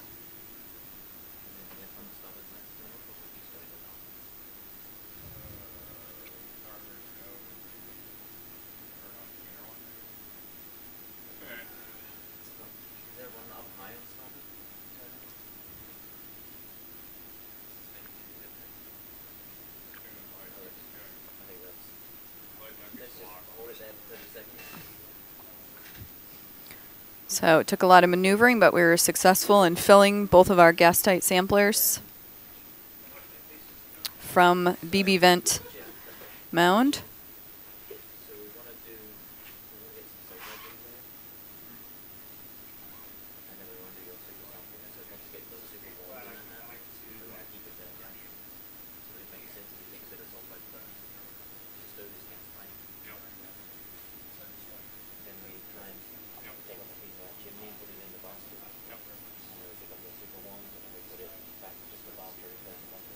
That's some beautiful footage from the world's deepest hydrothermal vents, 398 degrees Celsius, 748 degrees Fahrenheit for those of you in the US. Good job. Yay!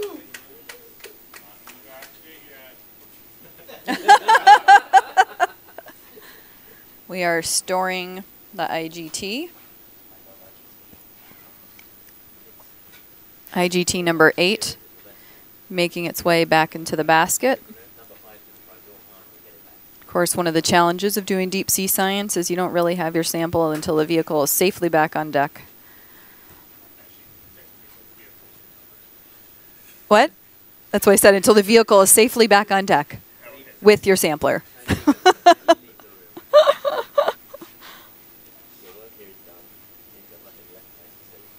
We haven't been able to broadcast a Nereus recovery, but it's also a delicate dance. It takes 2 boats, a lot of line, and a hook, and an A-frame, and about 15 people.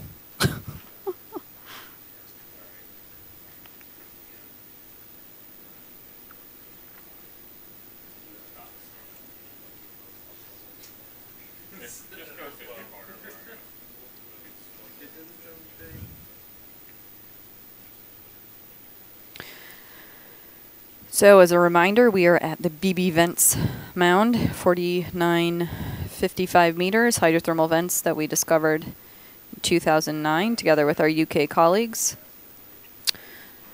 We named this field Beebe after William Beebe, the American naturalist and marine biologist. In the early 1930s, he built a spherical submarine named the Bathysphere. He used to conduct dives off the coast of Bermuda in the early 1930s. It was the first time that a marine biologist had actually observed deep sea animals in their native environment.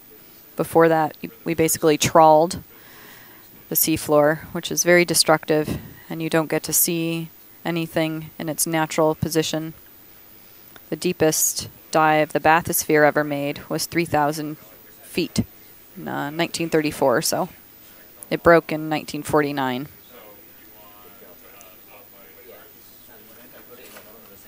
Pardon? I don't know. It's a good question. Nobody died. We're now at the BB Vents with a remotely operated vehicle, Nereus. Can tell there's a lot of chatter in the room right now as we're storing the sampler and deciding what we want to do next.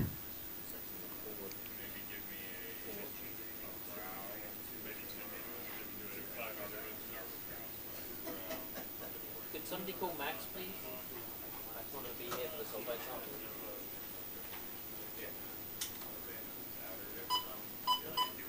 Our next task is to collect a sulfide sample from here.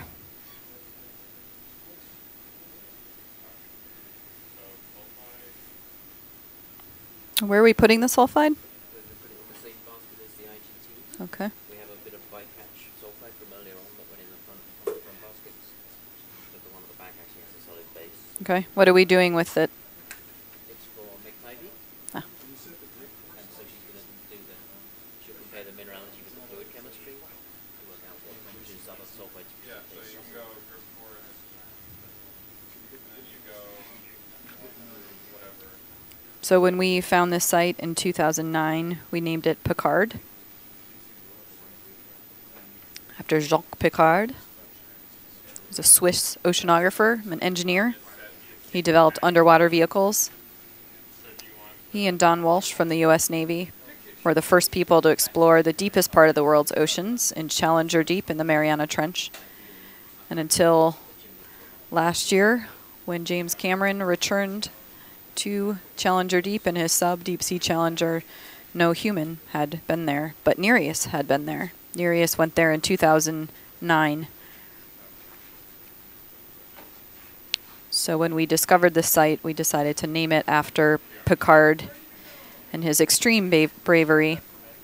We also named another site after Don Walsh, further to the south. We won't be diving there on this expedition. But that's how these sites got their names, since people always ask us how they got their names. So now what we're going to do is grab a piece of this sulfide chimney. we would like to grab the same sulfide as the fluids were coming out, so we can look at the mineralogy and understand how these minerals are formed, the temperatures at which they formed. So we're going to again use our manipulator arm to do that. Okay, so this will be differentiated. Oh, sorry.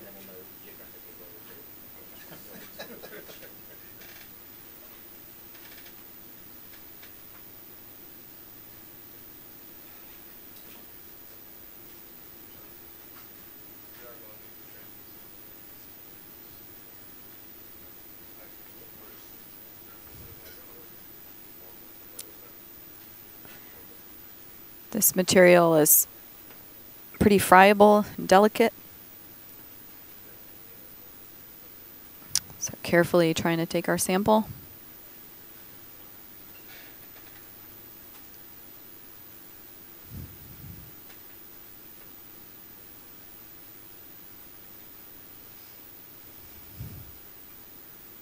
Everybody's being quiet.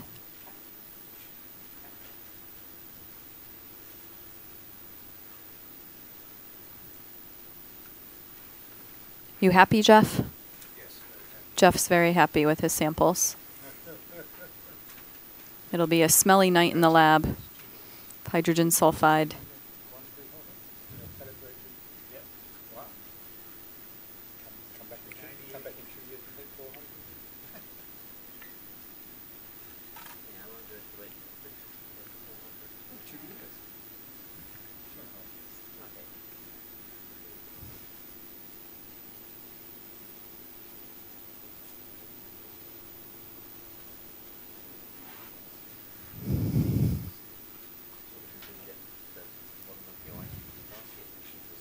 Yep.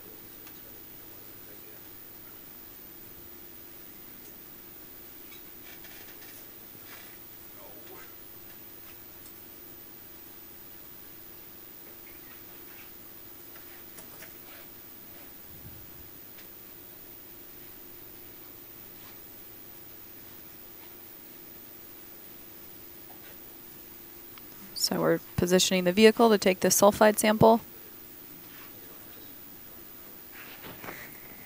Do you know when we have to leave the bottom? Okay, that's what I thought too.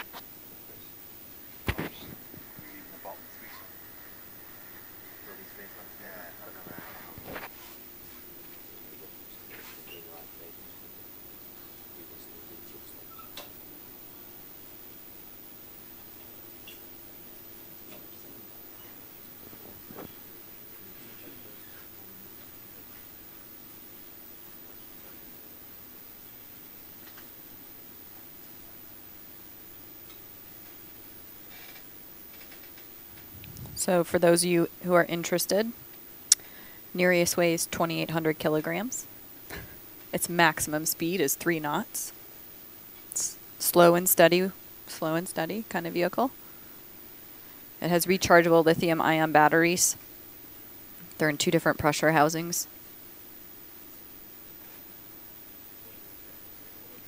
It has 2 fore and aft thrusters, 2 vertical and 1 lateral when it's in ROV mode. The manipulator arm, it's a Craft 7-function hydraulic manipulator. They have to use special oil that stays fluid, is that the right word, at 11,000 meters? Less viscous, it's a technical term. It has a forward-looking scanning sonar. And it has a bunch of equipment we can put on it. So right now we have the IGTs, which you've seen. We can use the arm to collect rocks. We have some other water samplers on board. And obviously the video imagery is a great sample and result in and of itself.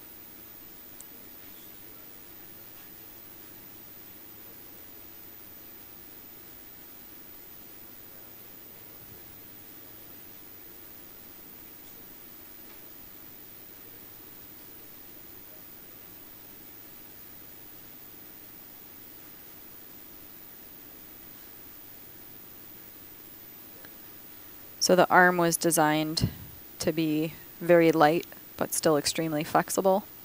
For larger ROVs, which are tethered through a large cable to the ship, you can have a lot more payload, but since Nereus is designed to go super deep, everything on the vehicle has been optimized to be light. So the arm only weighs 105 pounds. And what we have up on the ship is a master controller. It's basically a handheld version of the vehicle's arms. And the motions that the pilot makes with the arms are then sent down to the seafloor. It's just like a video game, but cooler.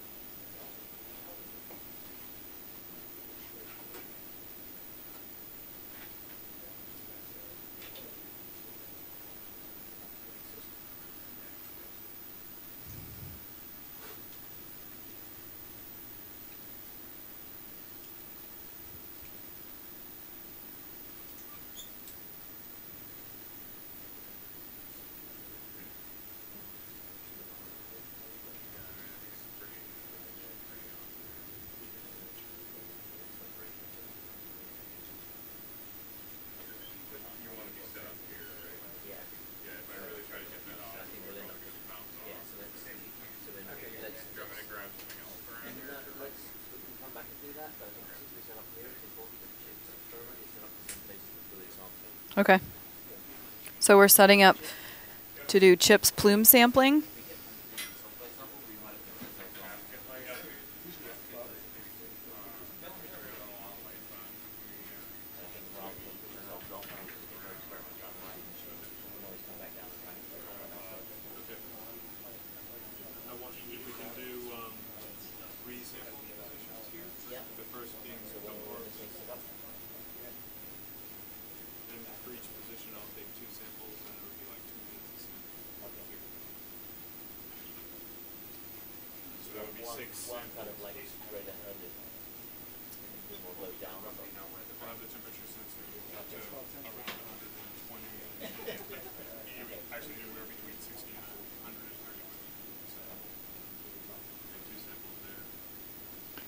So we have Chip Breyer stepping up here, talking about the type of sampling he wants to do.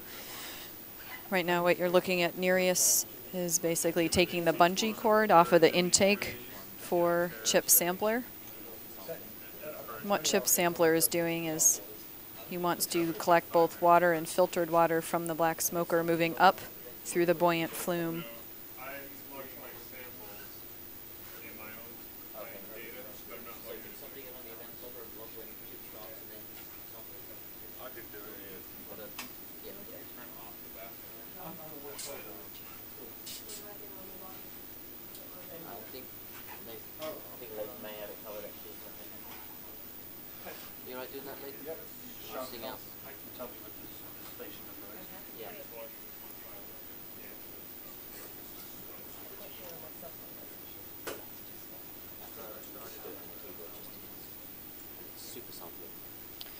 So what we're doing is called super sampling, SUPR, Suspended Underwater Particulate Rosette Sampler.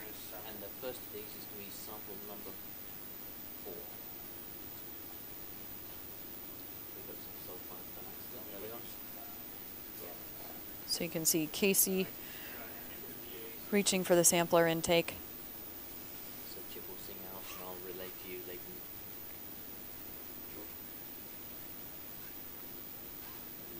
And Chip's interested in looking at what happens to the metals as you go up from this buoyant plume into the deep ocean, how they speciate, how they change, and things like that. So we're basically going to take a couple samples down here at the bottom and then move up in 5-meter approximately increments, taking more samples.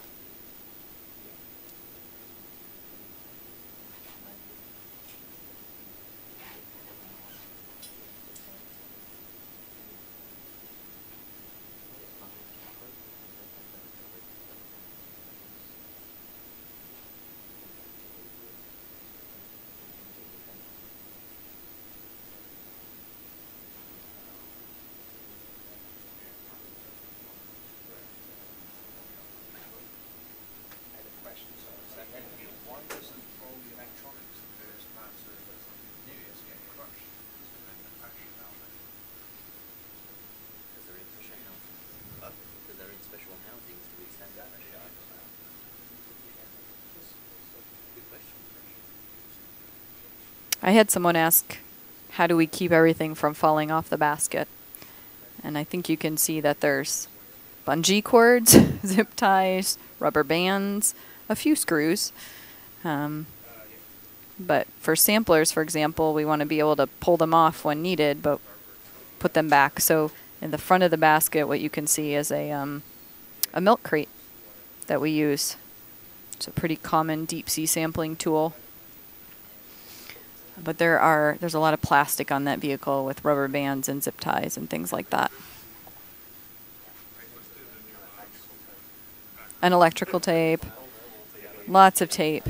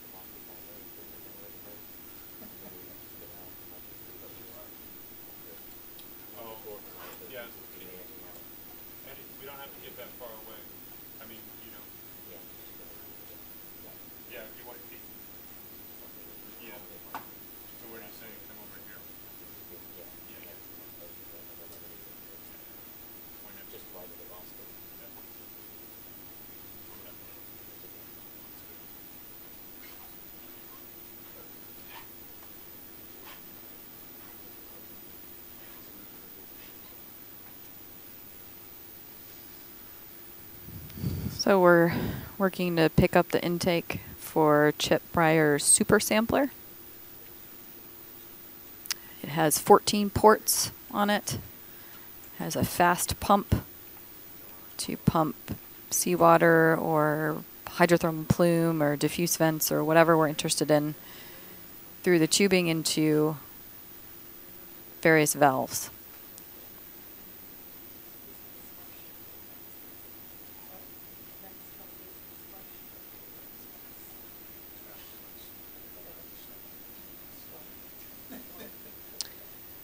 Chip is half engineer, half geochemist, designs and builds his own samplers, and then also does the chemical analysis on them, the samples he gets.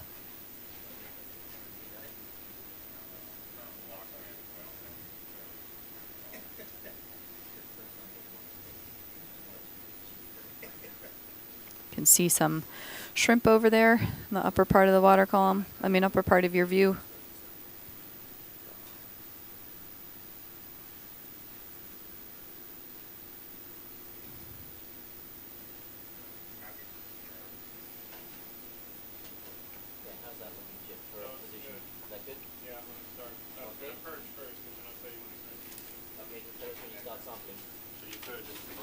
Yep. So the first sample that Chip wants is just the background water around the vent, and he can use that as a comparison to what is coming out of the vent.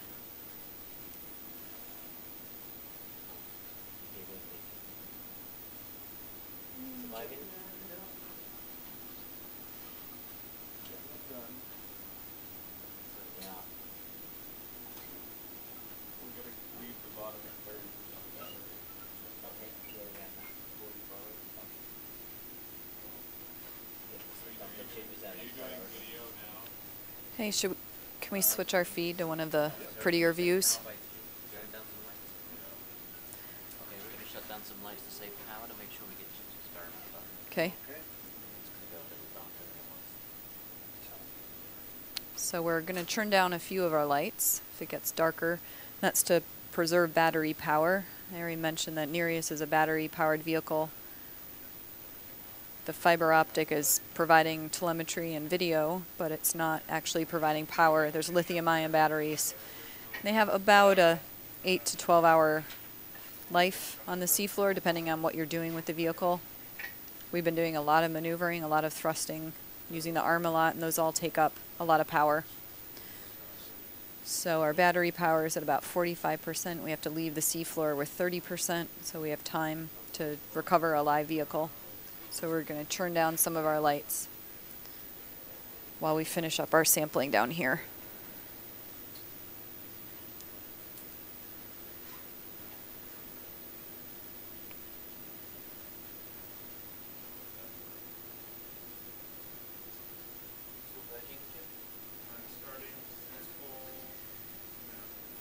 All right, we are starting the background seawater sample.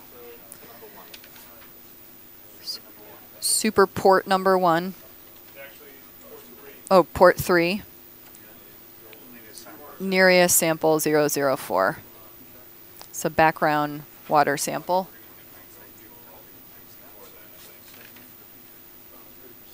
So this sampler has 14 different ports. We're rotating through them with a valve.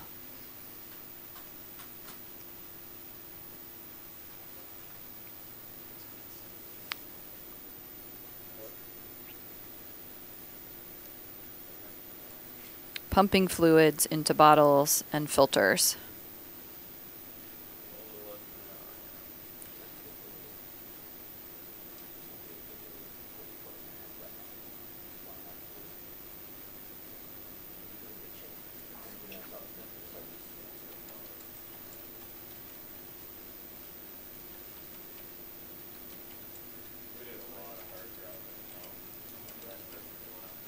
All that positioning around the chimneys really used a lot of our battery power.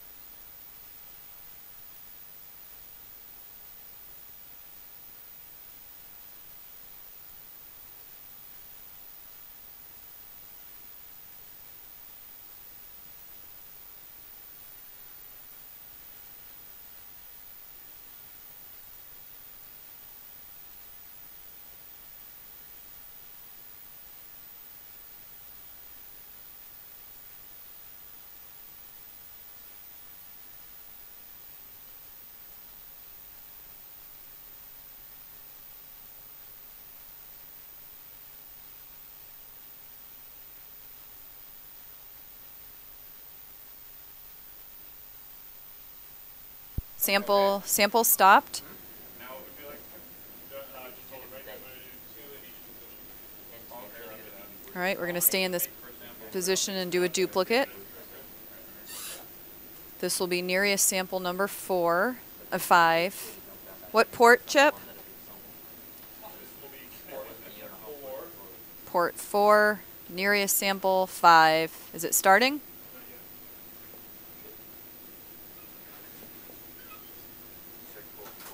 Yep.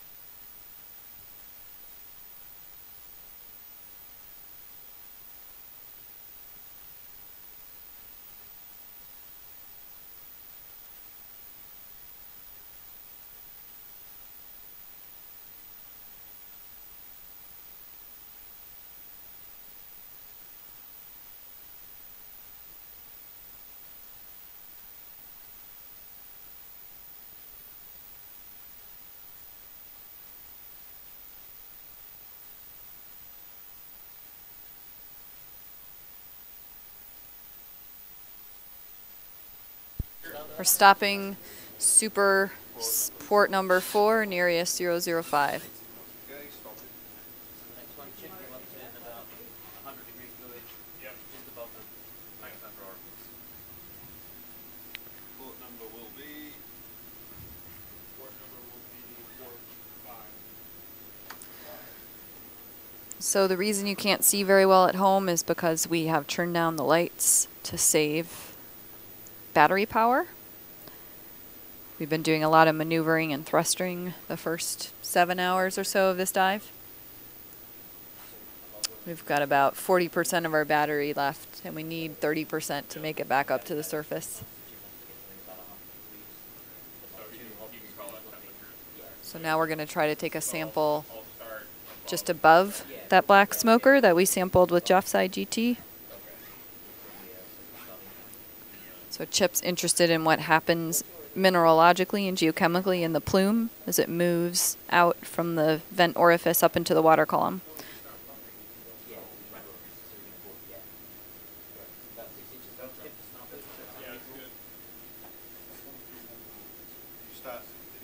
No, we have to position the vehicle. We can do a little temperature readings to work out where it's at. Thanks, Lee. That's a good job. Good job.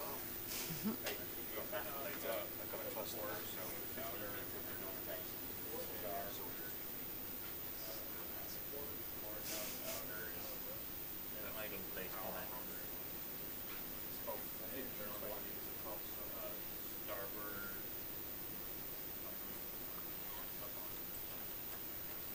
So we're taking the sampler intake and putting it into the smoker.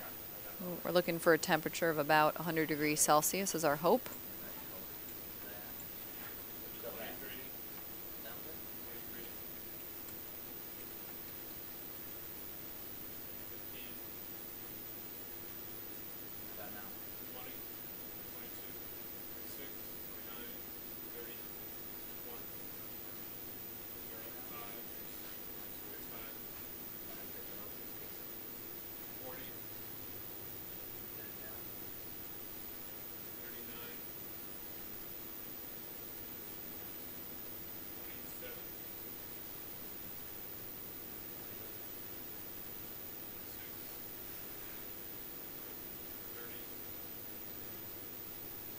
We're getting temperatures around 30 degrees. We're hoping for a little bit hotter.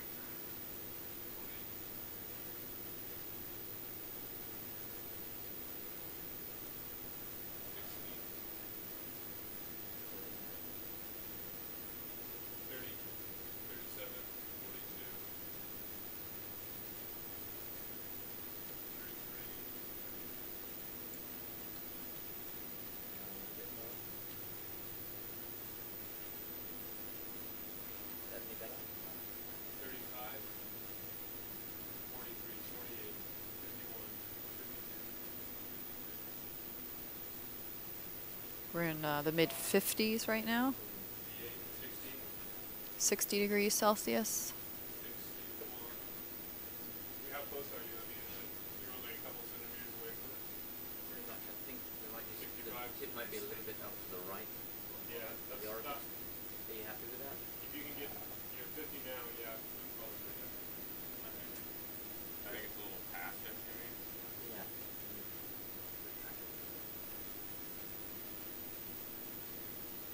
55, 57, 53, 47, 41, 30, 30.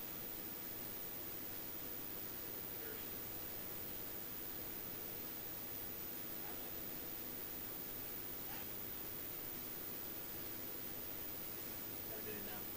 24.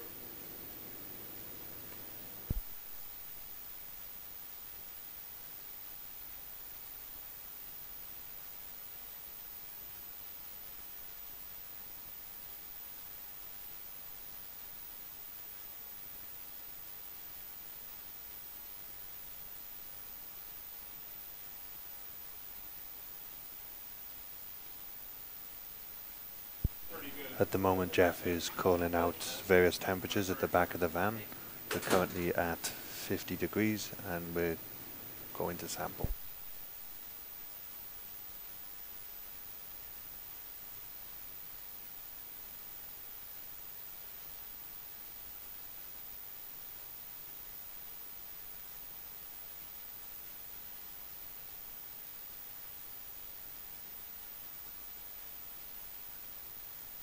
At the moment we're just collecting various temperature readings, and in a minute we'll decide whether or not to sample.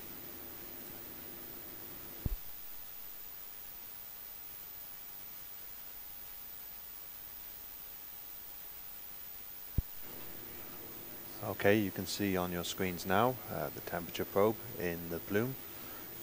You'd be amazed how quickly it cools. At the moment we're at 50 degrees.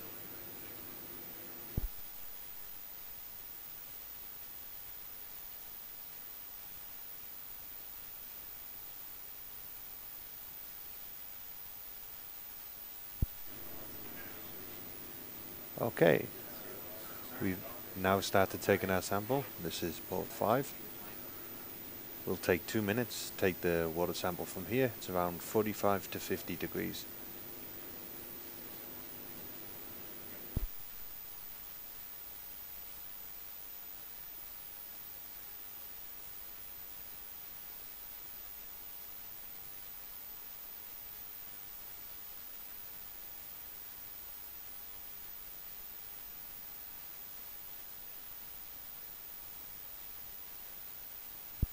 You may notice just on the right of the picture there is some of the shrimps clinging to the chimney structure.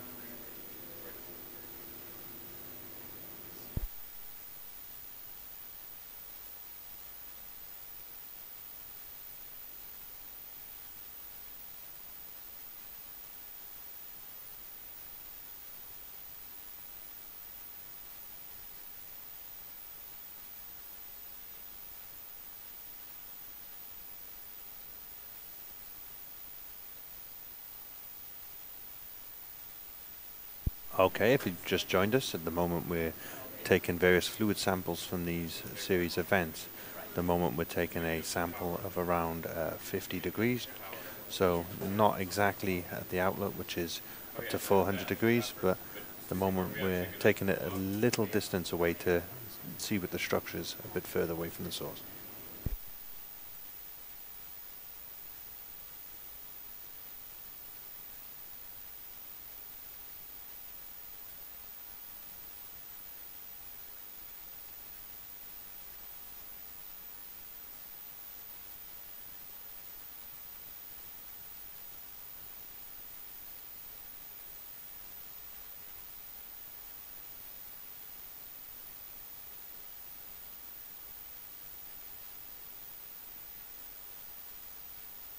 So at the moment the control room is absolutely full with scientists who are excited to see this sampling.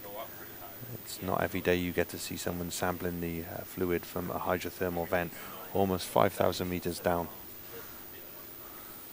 At the moment we should be nearing the end of this sampling, and then we'll carry on and take another sample.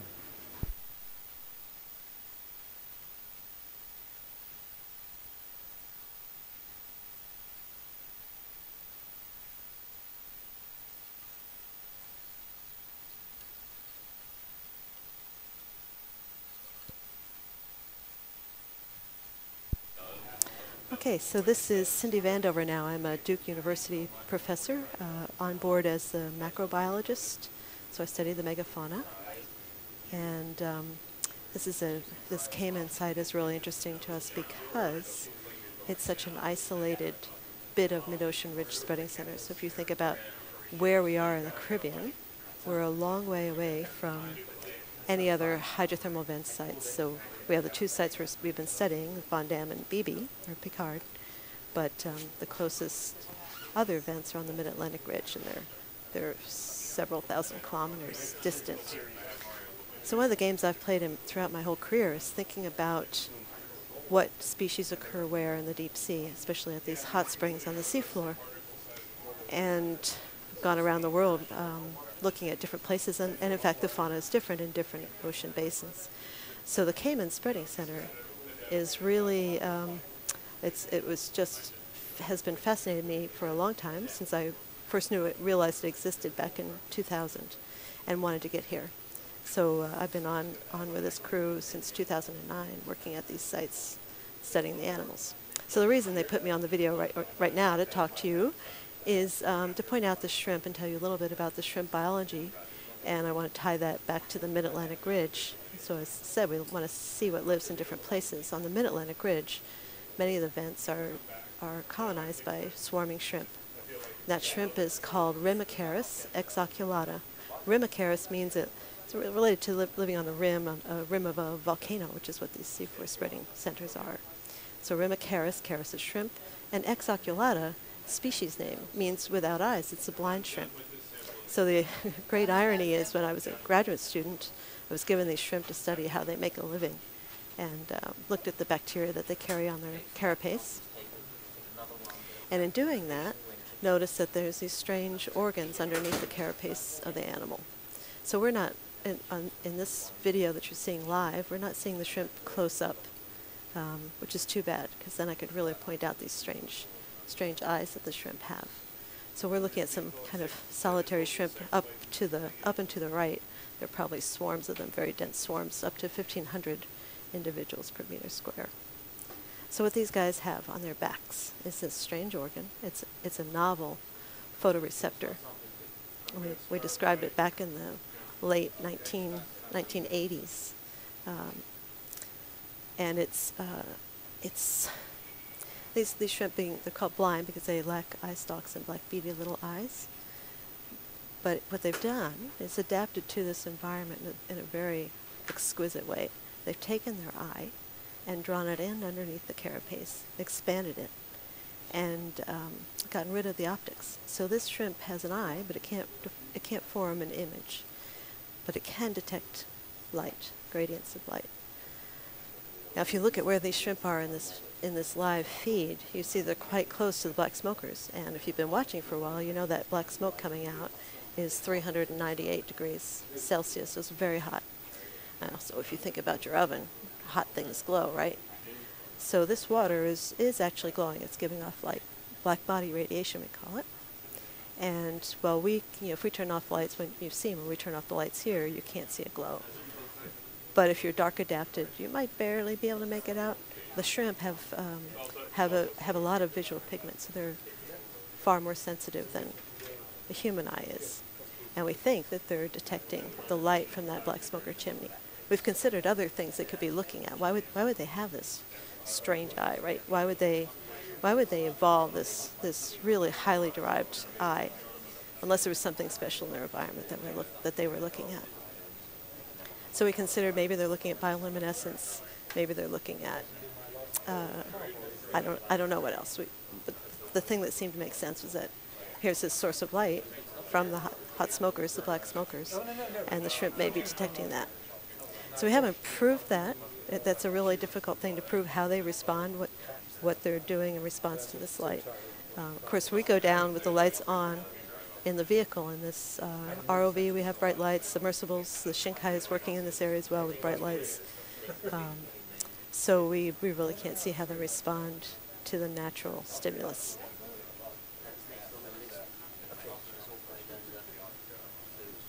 The shrimp, you may be wondering what the shrimp feed on. It doesn't look like there's a great deal of food.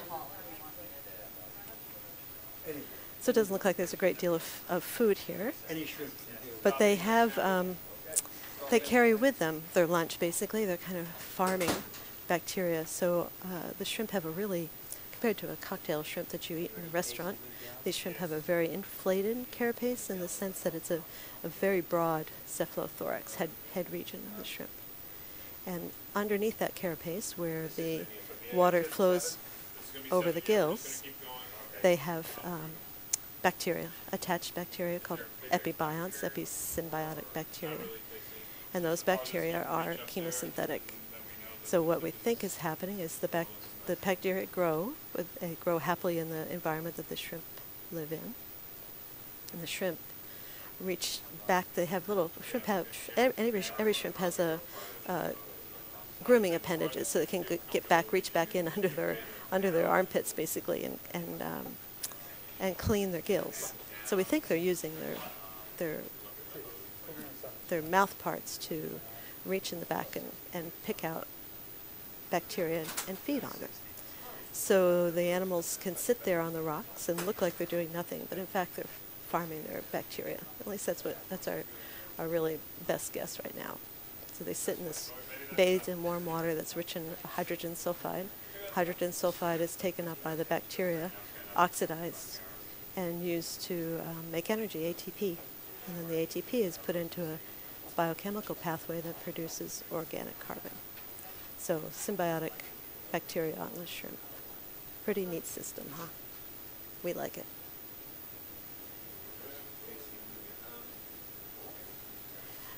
You may also be wondering if the shrimp taste good. So I haven't tasted any of these. We brought up about 100 shrimp when we were at the Van Dam vents a couple days ago, and didn't taste any. But I have tasted shrimp from the Mid-Atlantic Ridge, and with butter and garlic, they taste pretty darn good. Not recommended to eat a lot of them because they probably have some toxic metals in them, but as a taste, it's all right. I'm just a purge, not a sample. So if you're just joining us, we are on the seafloor at about 5,000 meters, 4,955 meters, and we are sampling particles in the water column to look at the geochemistry of the particulates and how they change as they rise up through the water column. We are working with the hybrid remotely operated vehicle Nereus.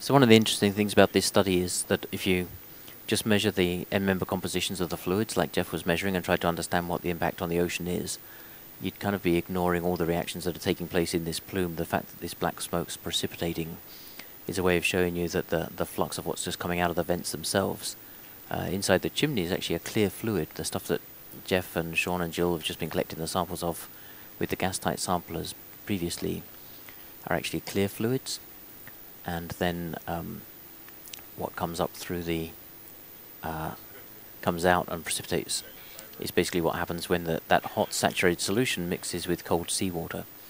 So the reactions you're seeing here are a bit like the kind of reactions that take place in estuaries. If you think about what rivers contribute to the oceans, it's one of the other major inputs of water with chemicals to the oceans.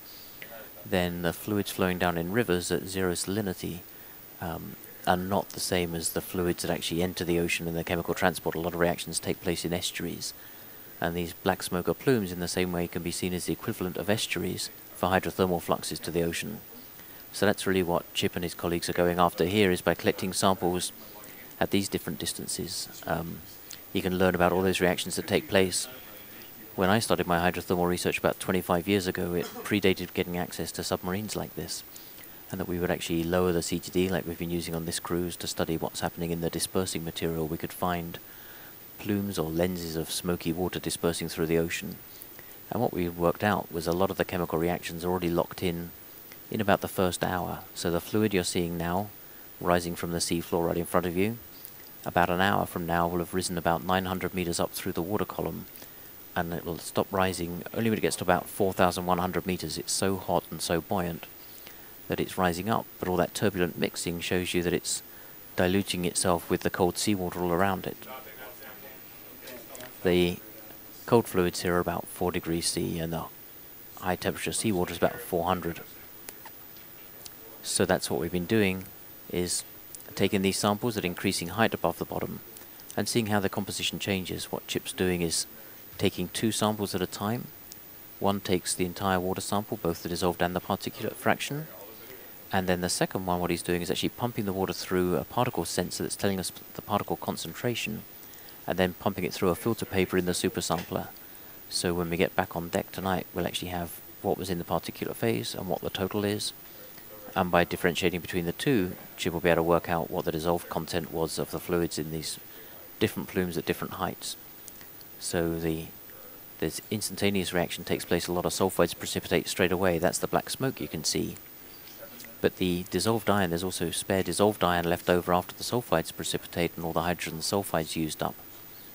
And that dissolved iron oxidizes, and it has something like a half-time, a bit like how radioactive material has a half-life, that half of it goes missing in a certain amount of time.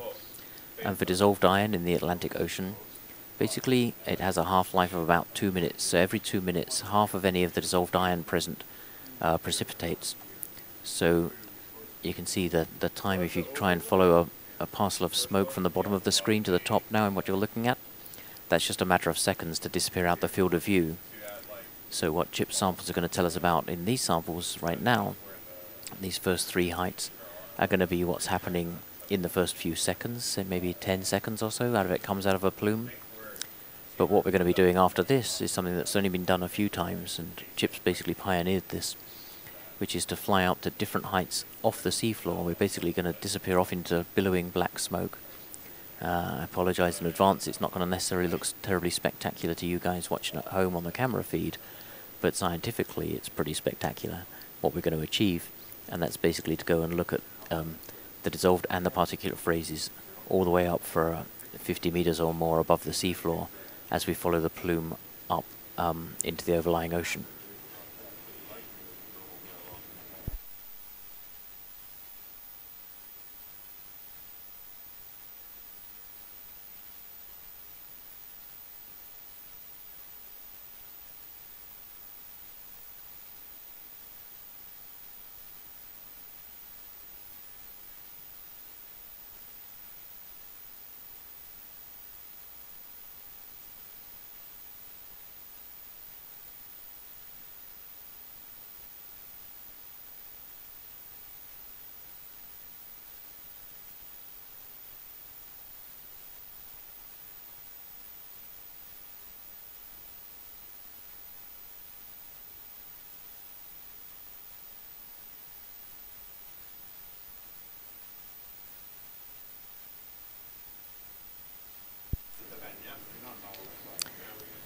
Okay, Chip, let's talk through what we're going to do next.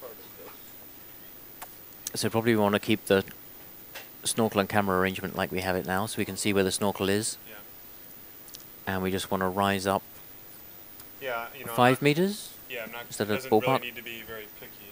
Approximately 5 meters in smoke, and it's all going to become the same from this chimney complex. So, Right. and it's going to move around and waft a little bit. So if it comes out, you know, for a period of time, so be it. So if we're at a depth of 49.55 now, let's aim for a depth of 49.50 and try and be in some smoky water when we get to that depth. Yep. Is that a good way to go? Yep. And then we want to try and stay in that smoke for... that earlier, so. And we want to stay in the smoke for about 5 minutes probably, purging and 2 lots of sampling. Right. Be 5 to 6 minutes. total per. So do that at 5 meters, then do it again at 10, and at 20, let's see, something like that. 5, 10, and 20. Yeah, And if we've got those 3 done, that's all we can do. then you're full of ports. That's right.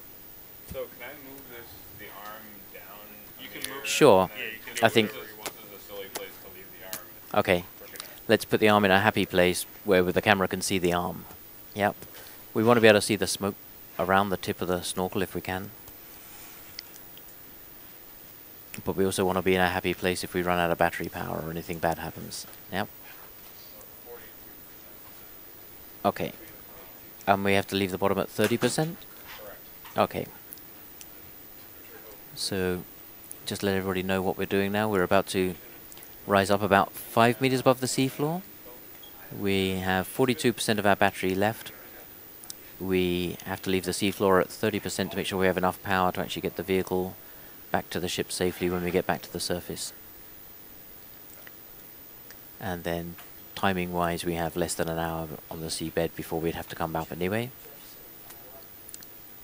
But what we're about to go and do is hardly tested at all with vehicles at the deep submergence, and certainly not with something as vulnerable with a single optical fibre as Nereus. So we're making sure that the arm is positioned over the basket.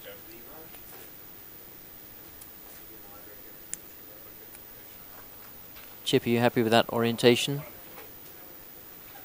Yeah, I don't care. I don't. We're trying to make sure that we get it so that the instrument and the arm are in board of the basket. If you don't care, and I Yeah. can put it like I, here. well. You'd like the tip to be sticking out, right? Yeah. So the the basket's not Could- blocking the flow. Could you rotate all the way around like that? Would that be? You could even stick it kind of pointing. I don't. I think that's How's that? probably generally. We're happy there. Yeah, if that's okay with you, Casey.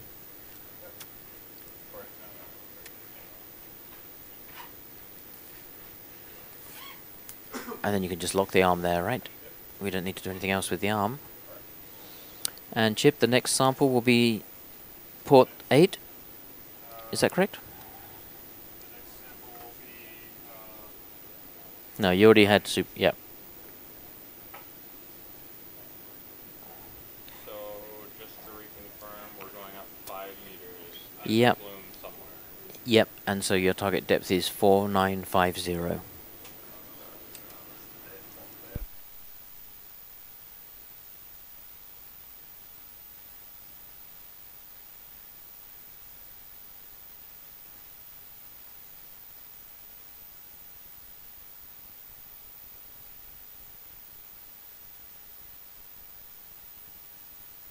I'm ready.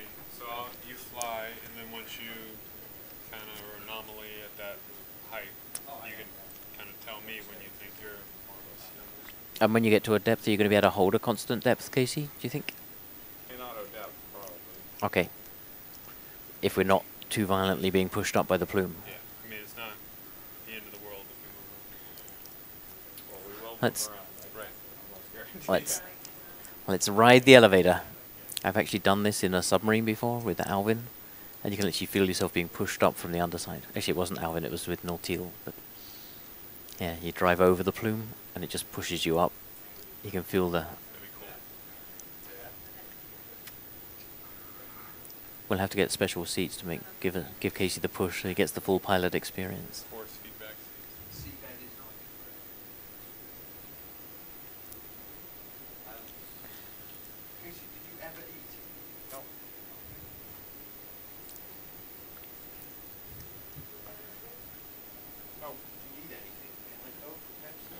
Covered vehicle.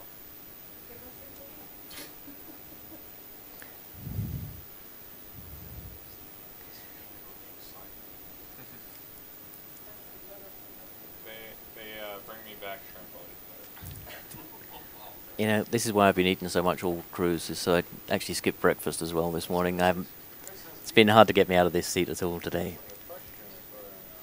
I've been waiting, absolutely. Built for comfort, not for speed, that's me.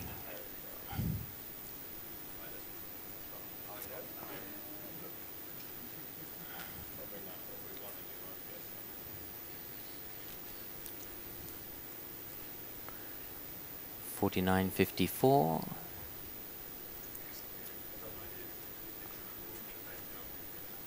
$49.53. Yeah, we've seen that view before today, huh? That's the kind It's of first view- time we've actually found it on purpose. That's the kind of view we're looking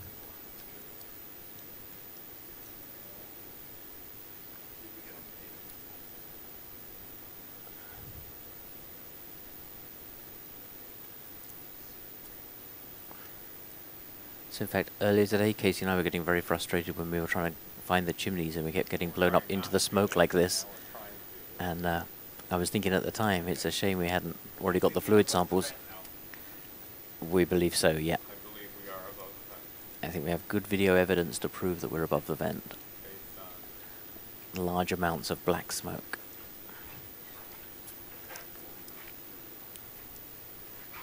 So we're coming up on 4950, Chip. We're very nearly 5 meters above the vent site. And it's getting pretty dark. Okay, so we're in auto depth. Okay.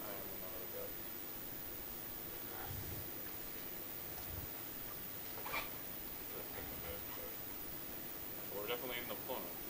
Yep. And it's natural that that's going to come and go, that we'll see clear fluid and then billowing, because it billows around the vehicle and the currents blow it in different directions. But over the course of a few minutes it should be... No, but you can see there's more smoke. There you go, see. It's quite forgiving, this kind of experiment, that we don't have to be... This is Super Port 9, yep. And Nereus Sample 10. Very good. When it starts. We're not sampling yet. We're just purging, but we're getting ready. Very good. Okay. We're good here. You starting now?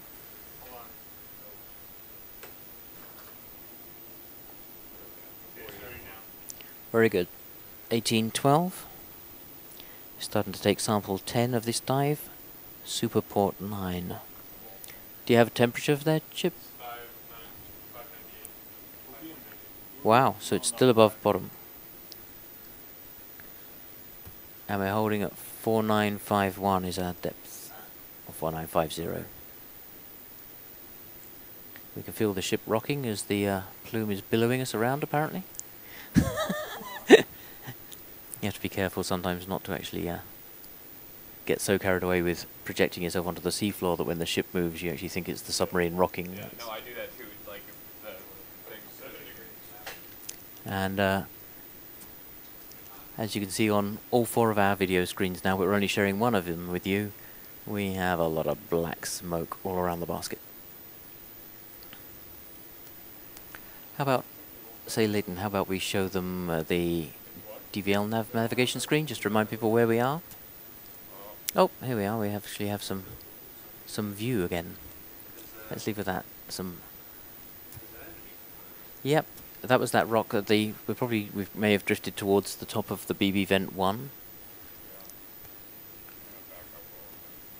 So we need to... We can see things we're obviously not fully... Right, if there's enough clarity to be able to see something. But that was Chip's point, that these chimneys are so close to one another that as they rise up 5 meters, they all coalesce into a single plume. That's probably the secret of how they get up to nearly 1,000 meters above the seafloor. That typically when we've looked for hydrothermal activity in the past, we look for chemical signals. And when we find them, we predict that the plumes only rise 100 to 300 meters from the seabed, which is what actually caused us some confusion in 2009 when we first came here. We found plumes at 4,100 meters. It took us a long time to actually think we should do anything as outrageous as looking down closer to 5,000 meters for the vent site. We actually looked on tops of volcanic ridges to east and west of here for a while, and it was only towards the end of the cruise we actually realized where we had to go to actually find the hottest fluids right above the vent site. And then that was our colleague Doug Connolly from Southampton who then followed through with Bram Merton and John Copley, that they brought their HIBIS vehicle and imaged these chimneys.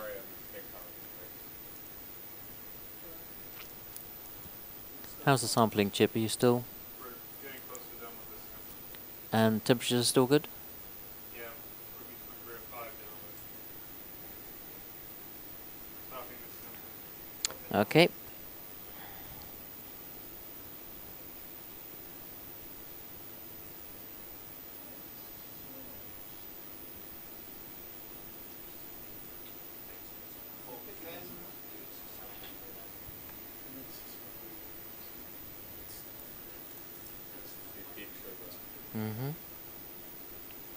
You can still see that little bit of hillside coming into view every now and then. By the time we go up the next 5 meters, we'll definitely be clear of all the topography.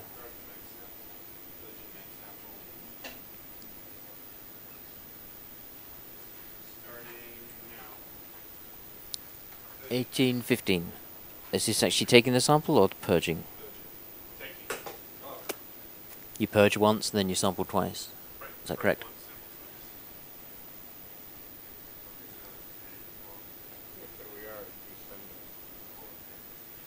Hmm? About a plus or minus 0.3 or 4, so you can't really hold, but it's definitely a big envelope on it, which might be the vehicle, it might be the Right. Well, the vehicle comes along and drives up and down, so I'd imagine that it's turbo, even just it. And temperature's still fluctuating around the 5-degree range? It's at 5 right now, 5 and change.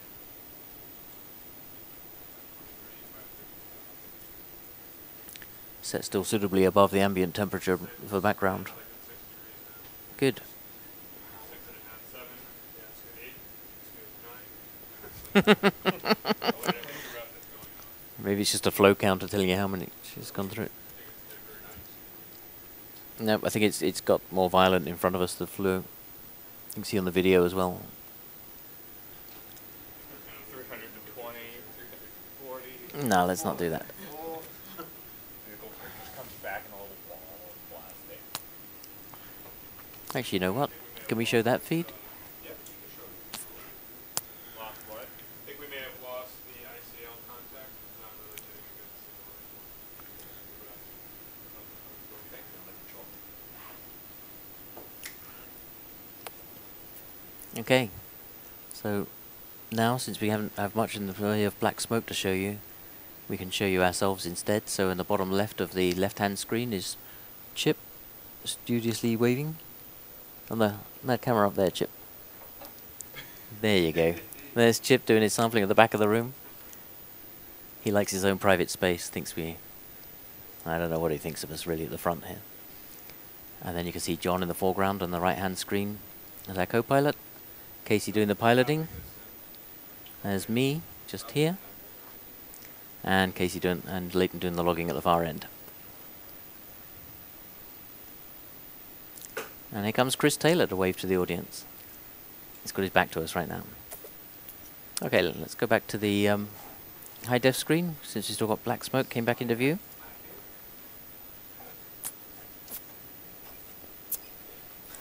So you done with these samples now, Chip? Yes. Okay, so let's come up another 5 meters, please, Casey. 5 meters, please. So we'd like to come to 4945. Sending to 4945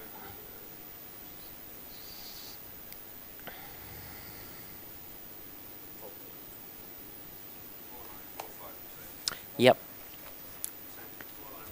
And this will be sample number 12 for this dive. And super port 11, Chip, is that correct? Yeah, that's correct. And the first thing you'll need to do when we get there is to purge, and then we'll take 2 samples. So the purging just basically cleans out the hose? Just make sure it flushes through so that it washes out what was in the hose previously, and then make sure that whatever is gone into the sample is the right material. Makes a lot of sense.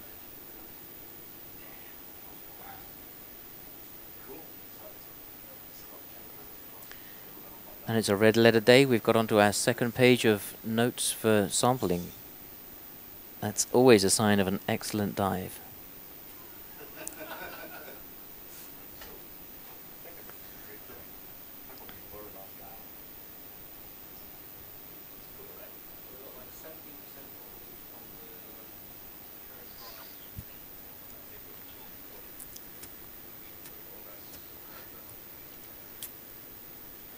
We're approaching your target depth, Chip, and I can still see murk around the basket.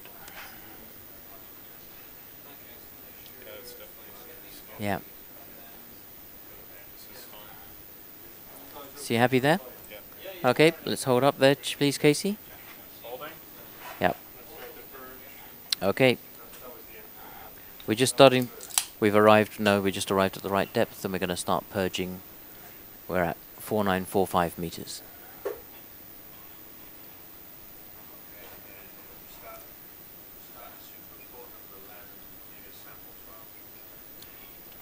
Exactly so.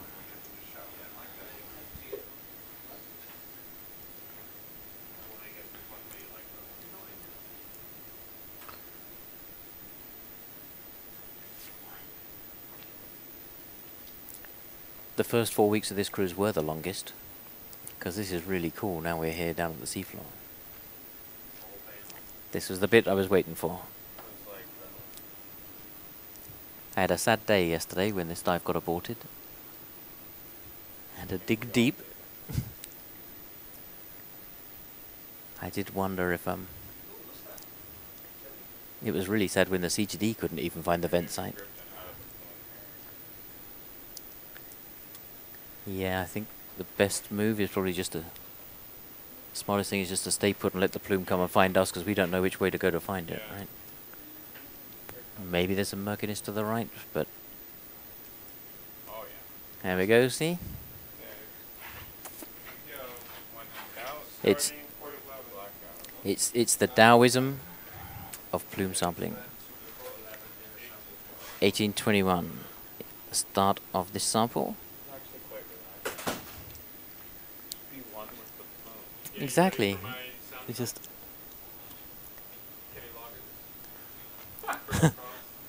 yacht rock. If you're going to put that music on, I'm going to turn the microphone off.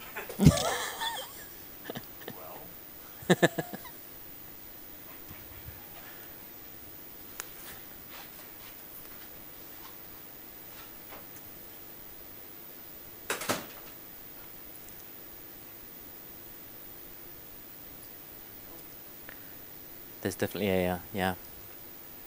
There's something in that mantra, Casey, of let the plume come to you. You just have to go with the flow. Excellent. 10 meters up, 5 degrees Celsius. So that's about 1 degree above background, right? That's pretty good. When we've seen that much temperature anomaly in the CGD, we've got really excited. It'll be interesting afterwards to check the EH sensor records from Koichi's sensor that's mounted on the vehicle. We're probably off scale compared to anything we've seen previously.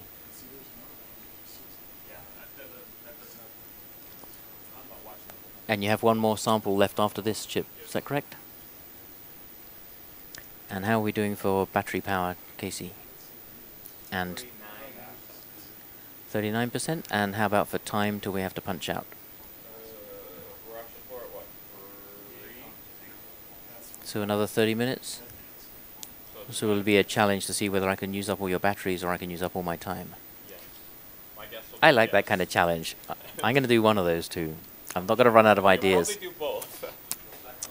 If I'm really clever, I'll actually run out of batteries just when it's time to come up. I hate to come up with batteries left. And I hate to run out of batteries before we run out of time to do stuff. So it's all working out beautifully. Yep.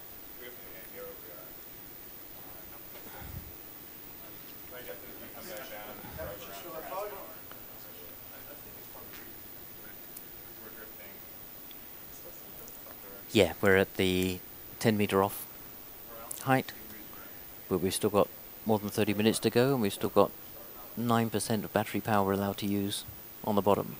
So as there's this sample, we'll do 2 more minutes for Chip's last sample. Then he's got no more ports left, so he can't take any more samples. So we're going to scoot back down to the seafloor, get a bit of sulfide and slurp some shrimp.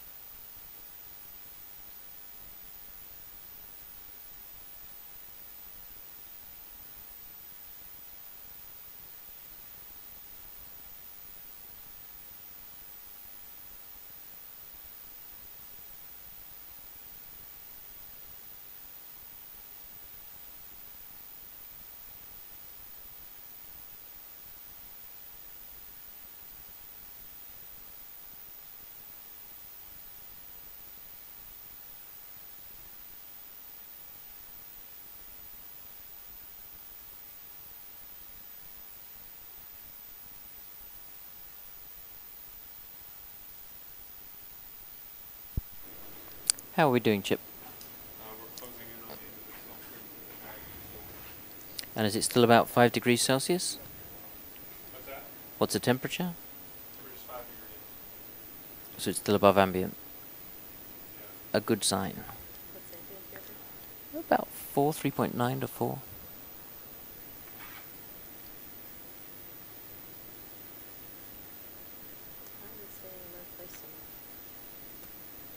We've got auto depth on the ROV. We're not sure if we're staying in one place in X and Y, so this is the joy Casey and I were having when we were trying to track the site down with James at the start of the day. Every time we came close, we seemed to fly into the plume and get swept up, We were practicing. and then we'd fly around and around. Yeah, so that's really how Casey's doing it so well now, is because we did it for 4 hours between 7 o'clock and 11 o'clock this morning. This is about all we were doing, coming up and then working out which way we'd landed, because that's the trouble, is when you get swept up, we lost all bottom lock, so we had no idea where we'd landed. We had to land on the seafloor and then reorient ourselves of what depth, which way the slope was, and how that fit with the contour maps. And it was challenging.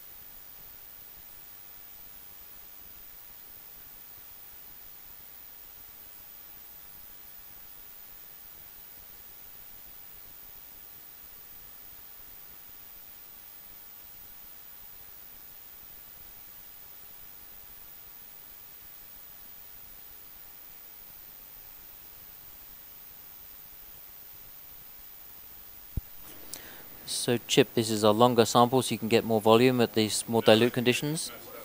The sample's right over the top of a previous sample, so I'm gonna have to correct. Okay.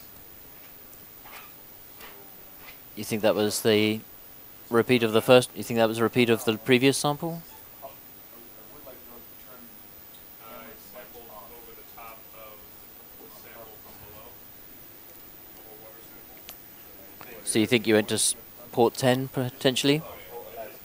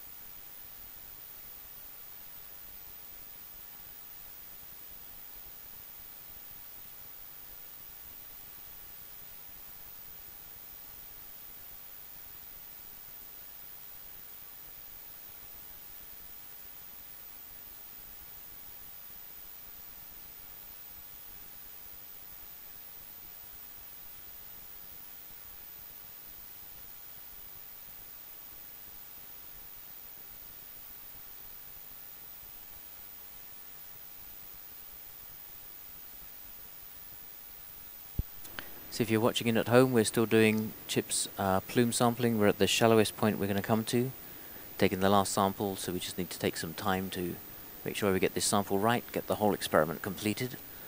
And so we are 10 meters above the chimneys. We're still in warm, smoky water. As I said, we're 10 meters up.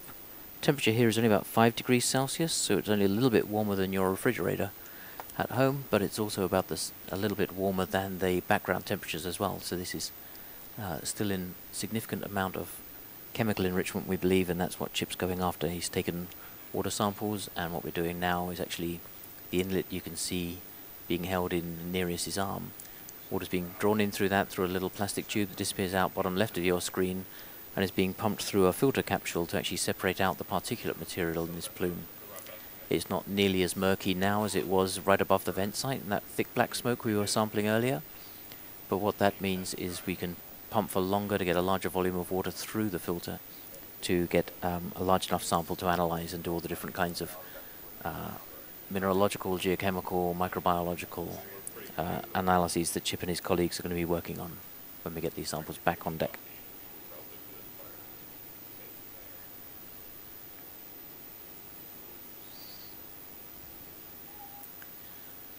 And then, as soon as we've finished with this experiment, we're going to be heading back down to the seafloor, and we're going to go and try and get ourselves a piece of the sulfide chimney that the fluids are coming from.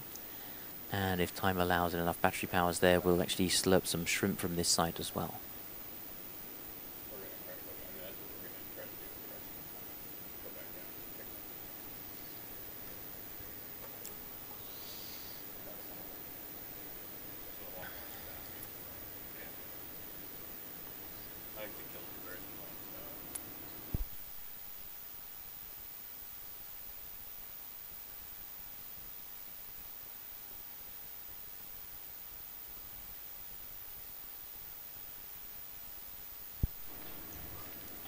And it's kind of interesting, the I guess this can't be quite as photogenic as looking at the black smokers, because it's got a lot quieter in the control van. But you can tell the people who are really keen, because I have Cindy and Max poised on my shoulder, waiting for the action to move back in their direction as we head back to the seafloor. So Chip's just confirmed he's taken the last of his sample. You ready for us to go back down to the seafloor, Chip? Yeah, there's 2 more samples, but I think Oh, there are? the plume, so I don't know. Could go. We have been drifting a little bit. Sorry, I thought you had, It's okay. thought you'd run out of ports. It's up to you with the dive plan, and if you want to try another sample. How are we doing for time? Yeah, let's. So what would you like to do? Come up 5 meters or 10? I would come up another 5 meters. Okay. I don't know if it's possible to turn. which direction? Well, I don't know. I mean, How whatever's the easier turn, because I feel like it's it's maybe somewhere right around us. Maybe we're not in the heart of the plume right now. So how about if we come up 5 meters and nudge a little bit ahead, Casey, and then just tack one way or the other? As long as we're going Yeah. a little bit forward, then we're not going to be... Right. Don't do That's good anything. in terms of tether health, right? Better to go Right. back Well- down and find the plume and drive back up straight. Pay attention to your downfall. I think going... If I turn, I'm gonna go forward or back a little bit too. That's the Yeah. nearest drive. So. But coming straight up is a bad thing to do, correct? Alternatively, can we pan the camera one side or the other a little bit? Oh, we can pivot the vehicle, right?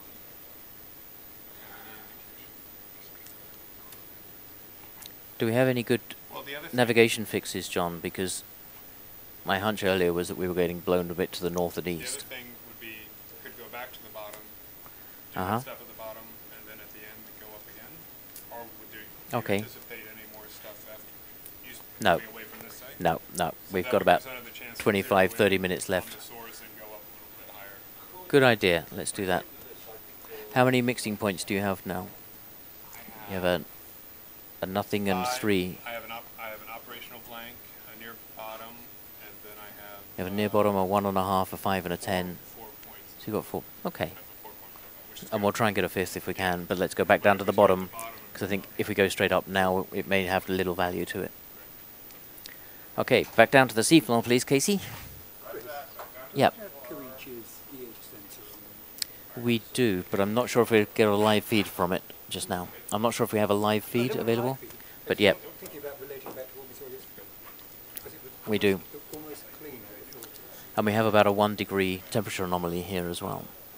So it's very similar to the anomalies we saw yesterday with the CTD.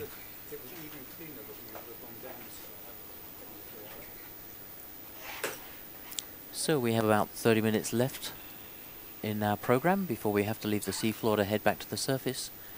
We have about 9% spare battery power. We're on 39% batteries, I think. Maybe a little lower now.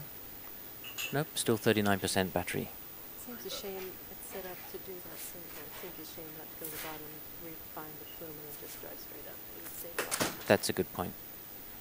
So, Casey, we're just thinking since you've got the plume sampler in your hand, that might be a good reason to go down to the bottom and then come back up and do the plume stuff Okay. before doing the sulfide and things like that.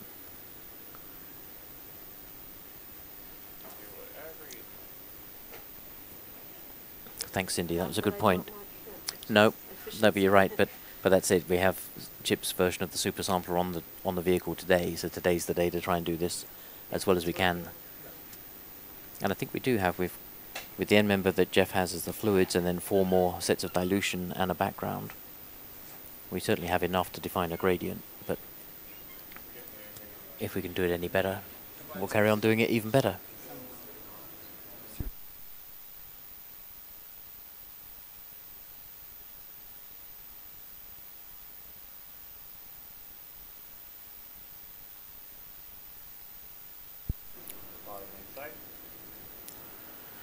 And what depth are we at? 49.72. So we're about 20 meters deeper than we need to be. And we are, yeah. We are about south-southeast according to our fixes. Is that correct, John? So let's make sure Chip doesn't wander too far away. Thank you, Cindy.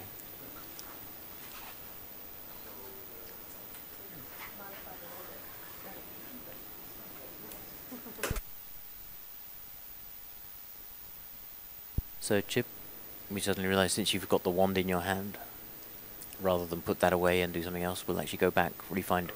We had drifted about 10, 20, about 40 meters south-southeast from the site. Okay. So it made sense we'd lost the plume, but we're going to drive back up. Okay.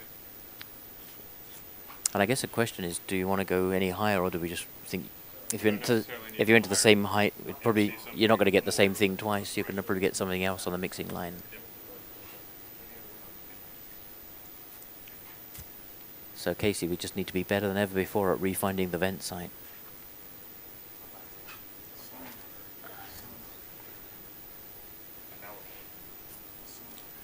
And we might make you do it blindfold if that's okay. Your challenge starts now. Well, you've been making it look a bit too easy the last hour or two, so clearly we need to make life... I mean, I thought I found you a pretty rough and rugged vent site that was hard to work in, but... Yeah. Tomorrow I'd like you to come back and limbo under those cables. Would that be okay? We can do that. We won't come back to the surface. We'll get some of that Jamaican music we were listening to in the port call and...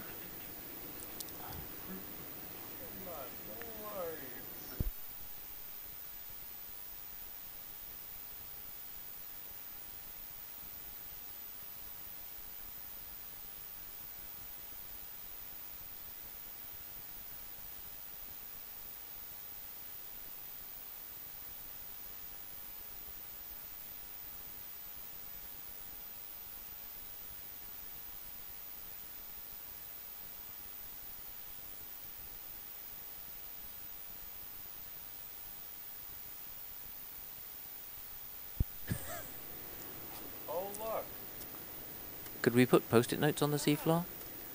We've seen that before. Here we are once again, visiting our favourite little umbilical. That's actually where we went wrong this morning. The first time we actually followed that, and it took us entirely the wrong way. Learned to be brave and fly over it. So another 10 meters upwards.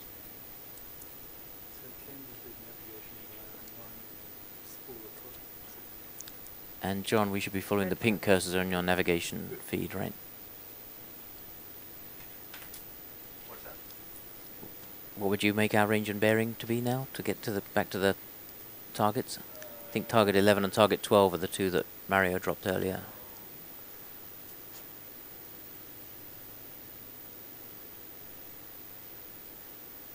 Yep. Target 12 is good, I think.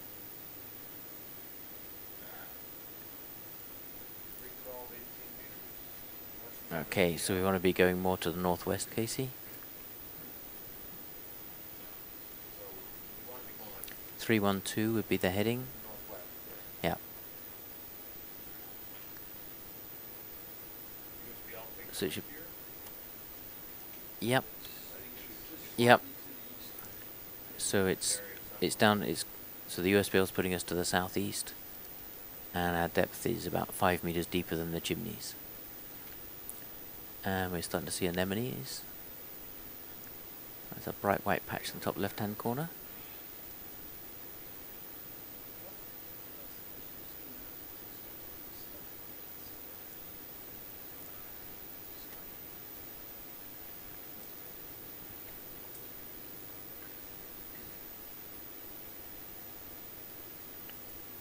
Still need to come up another 3 meters or so to get to the depth of the chimneys.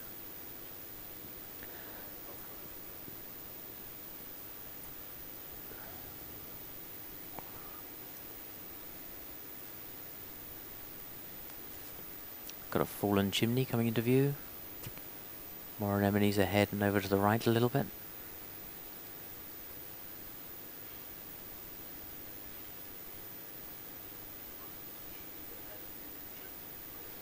Yep, there's that big lump.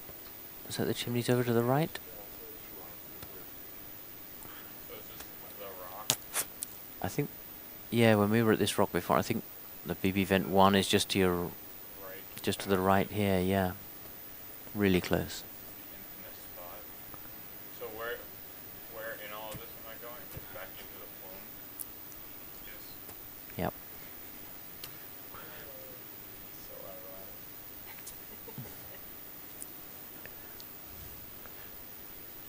Now that you found it, just might find it. Get lost.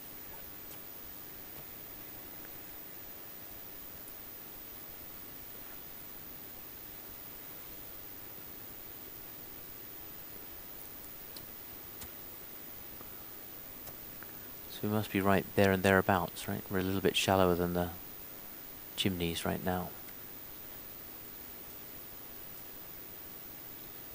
Are they just back behind us? They just drive over the wrong way.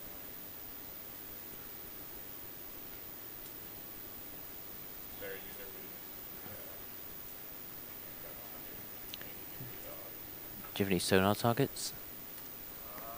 But the ACOM screen is looking very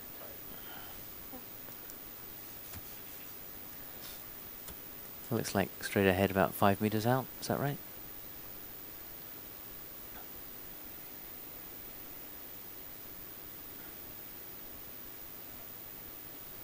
See more anemones off to the left there.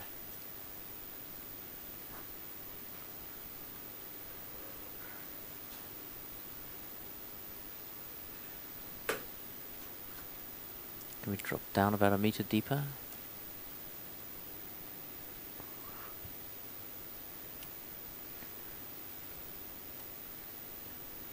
These chimneys probably think we're very ungrateful. Every time we found them today, we just drive away from them.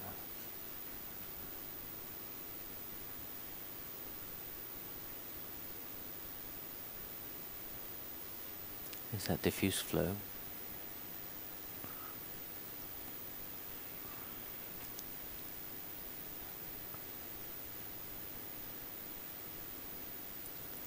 Water's getting very murky again. Hopefully that's a good sign.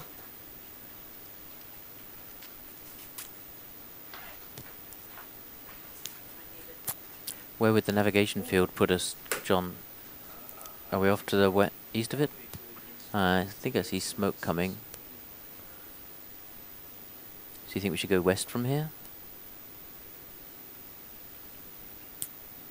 Would that be a sharp left, John? The USBL says we are probably to our southwest.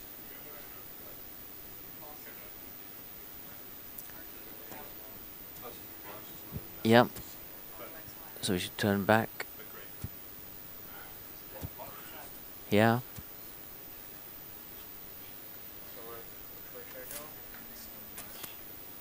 So keep going around to the left. About 90 degrees, down to like 225.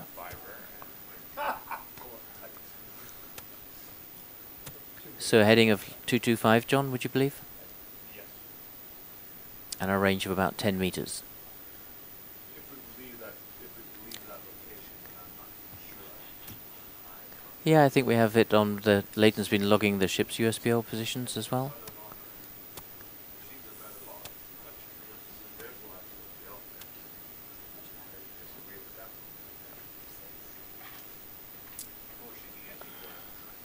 Mm-hmm.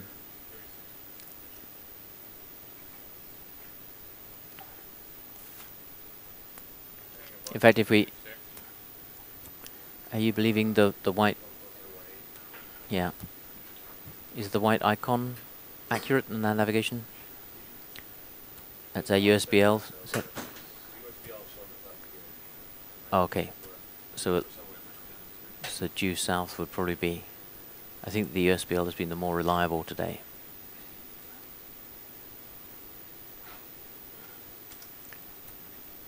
So the USBL is the pink square, John, is that correct on that navigation chart?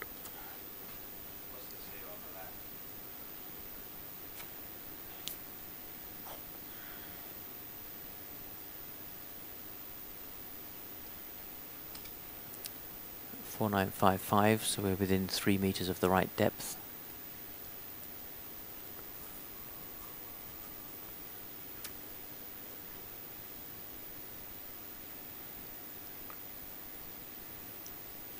Eyes peeled on all the different camera views. We try and get that.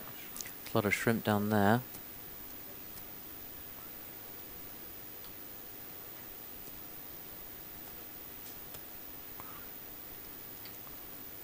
A lot of shimmering flow just at the bottom there. 4953. Getting closer to the target depth.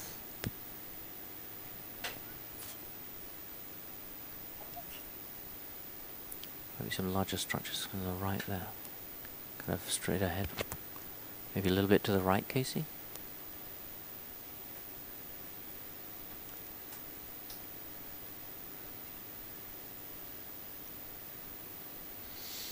Do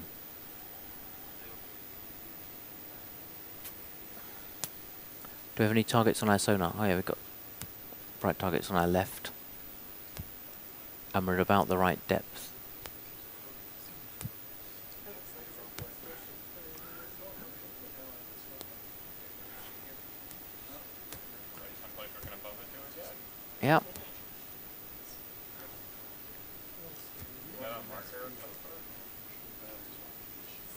That looks pretty small.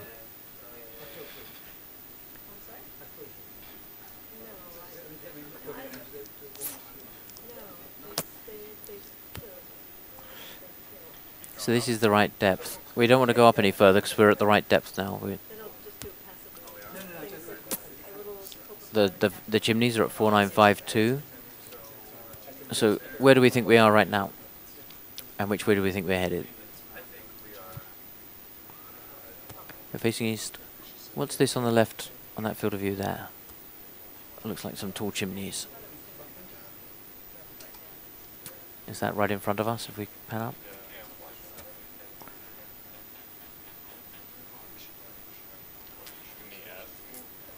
We're looking.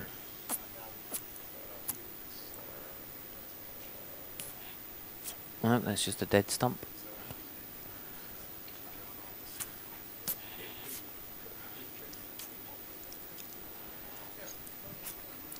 So that's 4951. Okay, so let's look at our navigation chart. I'm more inclined to believe the USBL, John, so if that's there. Okay, and that would say we need to go northwest to find the chimneys from here.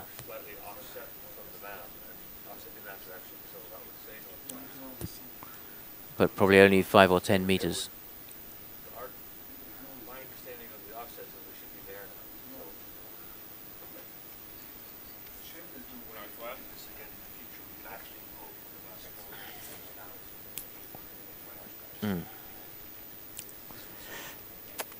So do we have any, as we turn into this direction, do we see any sonar targets?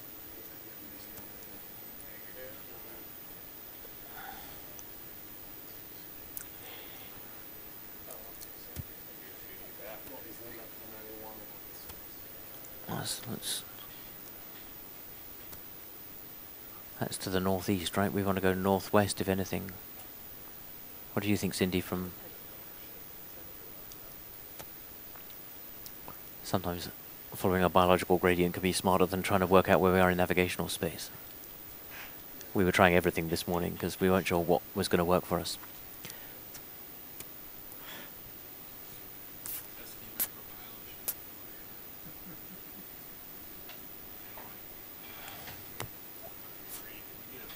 So there's more white stuff over to our right.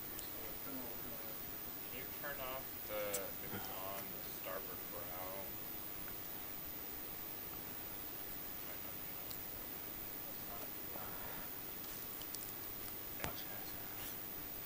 Now, when we've approached from the south before on this stuff, I think we had most success when we turned hard right. Yeah. So we're going north now. So let's try a hard right.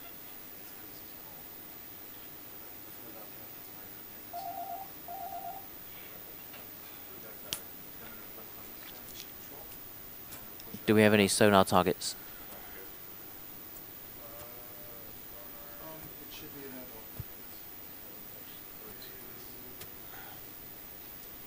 Let's push ahead to that. There's a pale lump.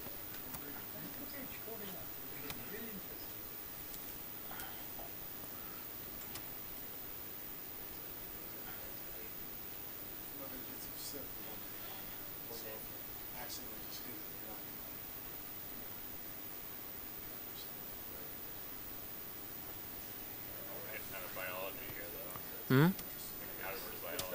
Yeah.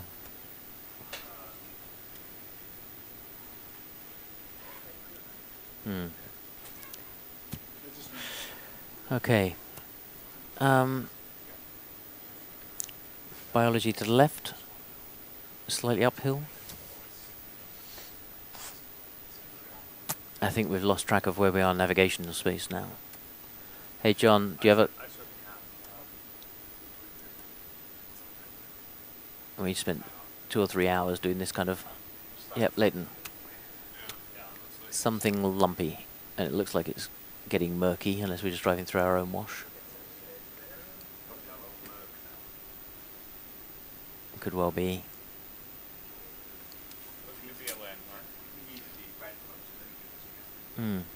Well, we're living acoustic ones, right? Maybe we could just leave a large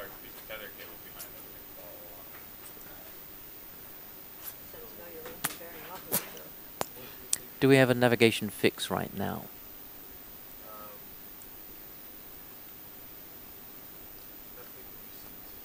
Okay.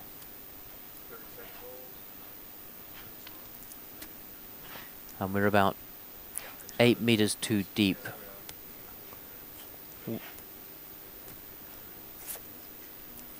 So we're probably only about 10 meters away from the chimneys here in XY space.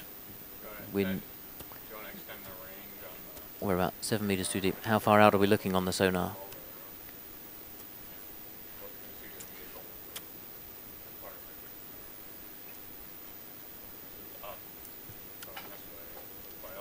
Because we need to go uphill to find the vents from this position. Yeah.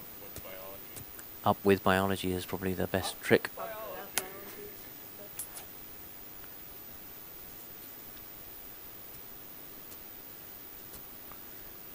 So how far out is the sonar looking now, John? Okay.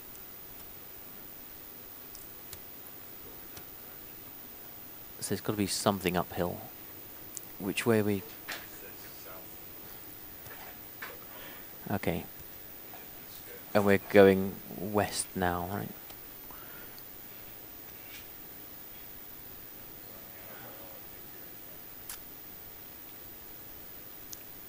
Yeah, but we're too deep for that to be the chimneys. That must have just been a different area of diffuse flow with the biological activity on it.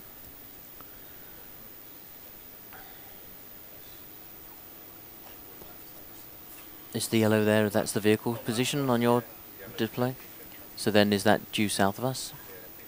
This is due south and about 20 meters?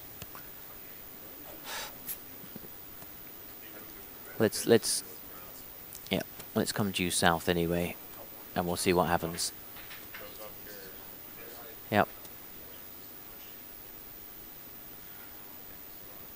Problem is we never come here the same way. No. I'm not learning anything. No. There's more than one place that has anemones. That's a tricky thing. And there's a lot of them. Maybe they'll just run around when we're not looking.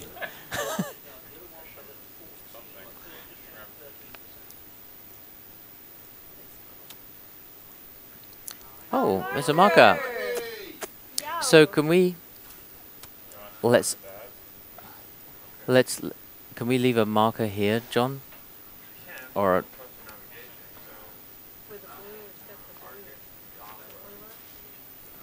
Ours were diamonds, not circles. And that's got a big weight on it. Is that a Shinkai one, do you think? That's probably a Shinkai. Oh, I suppose it could be ISIS as well. Does it have a British flag or a Japanese flag? We don't know. We need to mark on both sides. Mm-hmm.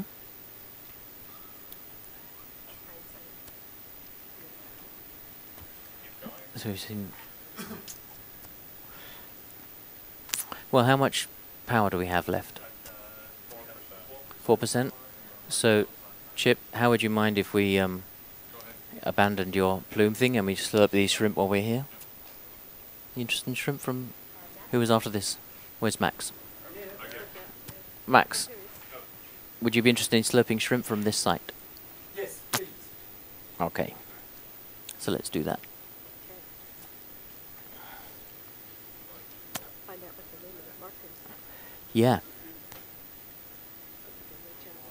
You know, we flew around our chimneys all day today and I didn't see our marker. We left a marker at the BB vents, didn't we? Dragged around by a bit of cable, maybe.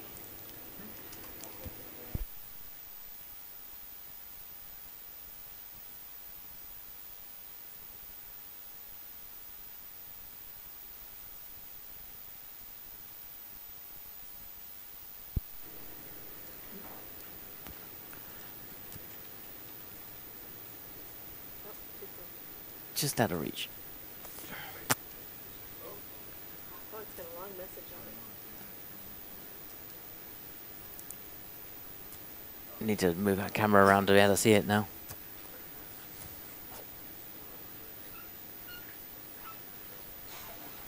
Here it comes. February something. Amon, that's Diva, right? Natural History Museum from London. Yeah, that's Okay, the that's a UK ISIS. system. So that's come from the ROV Isis, the sister to the Jason ROV. So, we're now the third submarine built in Woods Hole to come to this site. Different pilots each time. That's fun. Fun fact. We actually had Dave Turner from the UK was actually watching our dive the other day. He's the head of the ROV team from the UK. We're done with this, right? Yes, please. We're going to throw this in the back here.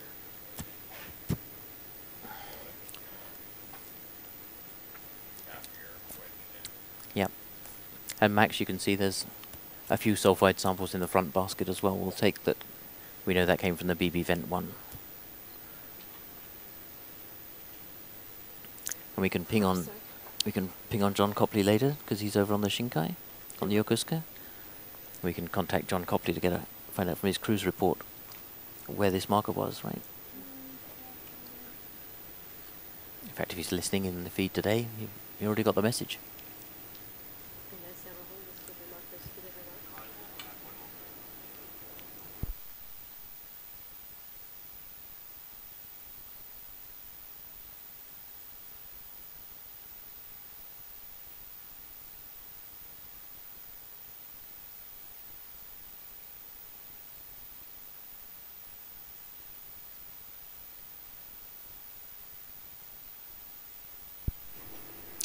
So we're now preparing to collect some samples for Max and Cindy. And it's time for a bit more basket origami as Casey unhooks the cables from the fluid samplers we used earlier to get access to the snorkel for the slurp sampler.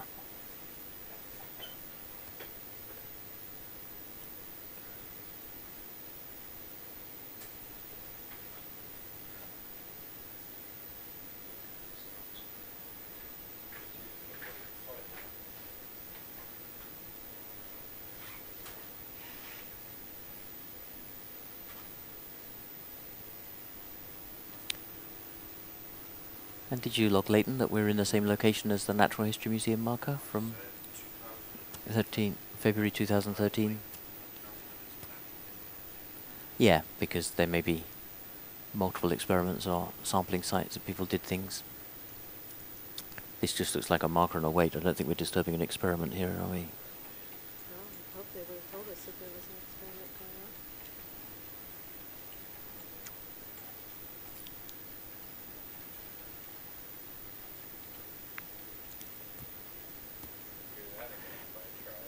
on. Ooh, nice work.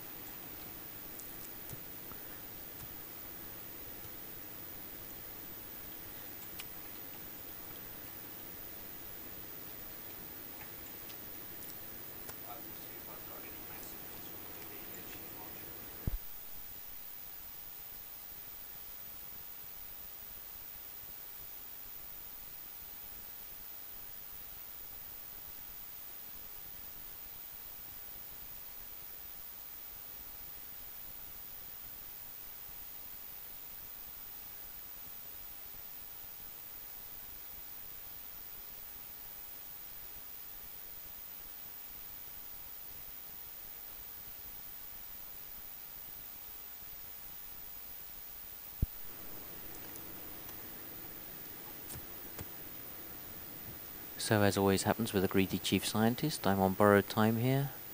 We're almost out of battery power. And I'm still hustling Casey to do unreasonable things, in this case, unthreading the basket. And our plan now is to collect 100 shrimp from this view immediately in front of us.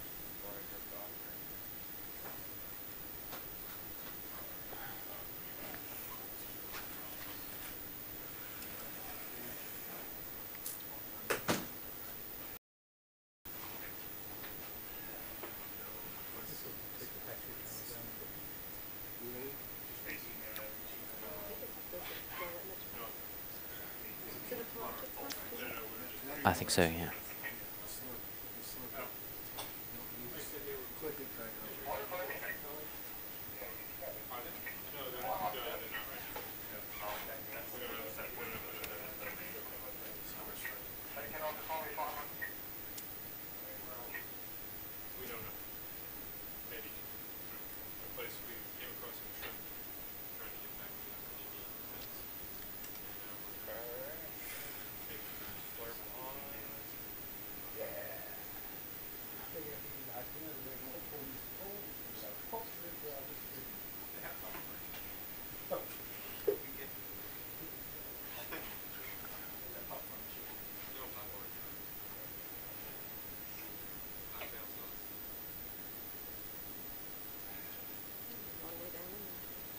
Yeah, that's a nice advantage of this. And there they go, ladies and gentlemen.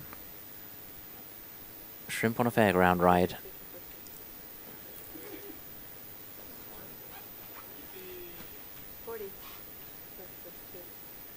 344. Let's see, 50, 55,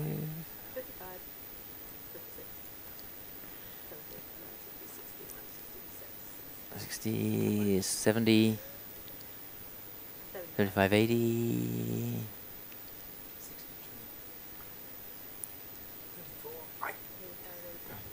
85, 95. I think we're probably there. One more slurped for good measure.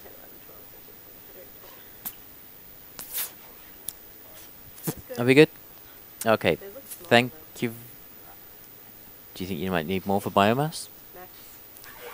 You happy, or do you want some more? A little bit more while we're Oh, sorry. Could we get a few more, Casey, or are we out of time? we underestimated. We did not. We had Sorry. two. You said there were 200. Yeah, but this time I counted. I did. Yep. Cindy and I were both counting.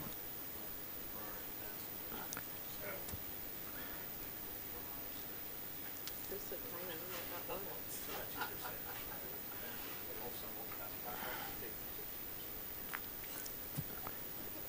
We're at 32.7 on battery. Okay, thank you very much, Casey. Good practice. So you don't get a post-it note again.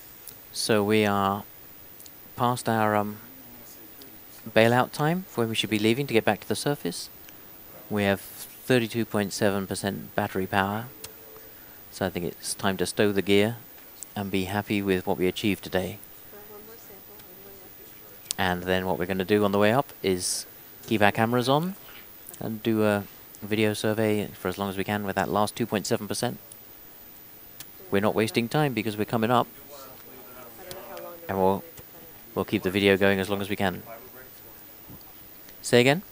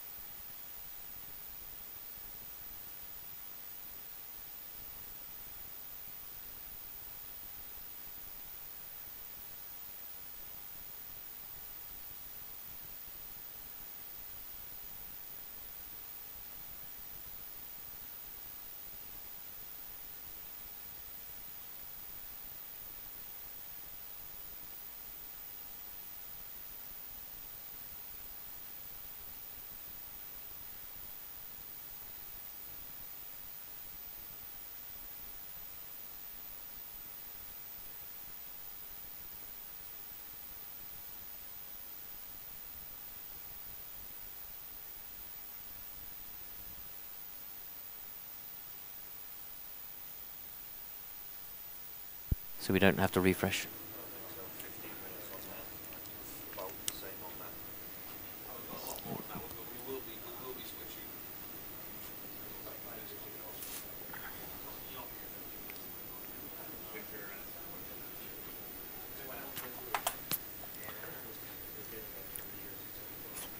Okay, we would like to record, the only one we want to record on the way up, Jimbo, would be the high def. We're going to turn the other cameras and lights off. If that's still got 15 minutes, that'll do us for the... Okay.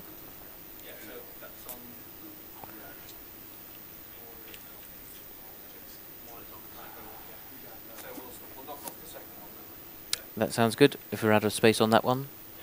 And then what we're going to do is travel up as far as we can. And what we're going to do is do a little video survey looking for zooplankton living above the vent sites as we come up. And that's for Brennan Phillips. So Brennan, if you're watching, He's from the University of Rhode the next few minutes are for you. I think he might be out on the Nautilus right now. See, he may be looking at his own video feed right now, but we'll be recording this. That's true. So, Brennan, whenever you watch it, this one is still for you. No, but just so you know, Brennan, we're local time UTC, rather. UTC time is coming up to 1910. So as soon as we leave the seafloor here, we're going to set things up so the camera is going to be oriented just the way you want it to do your zooplankton survey as we rise up. And we'll keep going as long as we can until the fiber optic breaks. And it's going to count as, so it's Nereus Dive 058, sample number 015.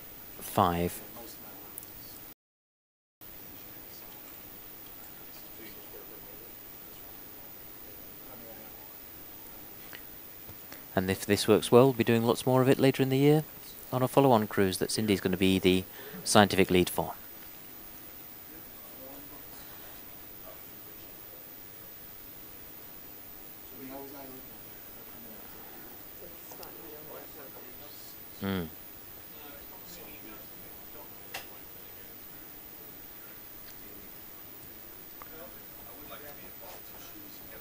We could probably quite happily come back and film this as well in the future. We could probably quite happily come back and get some video of this in the future as well. Look at video of something. No, but I mean the shrimp field itself would be nice with these cameras to actually get some video, but not today. No. No. And I think we're out of time to stay here and spend any time doing that now. That would be pretty, but getting Brennan's stuff would be more scientifically useful.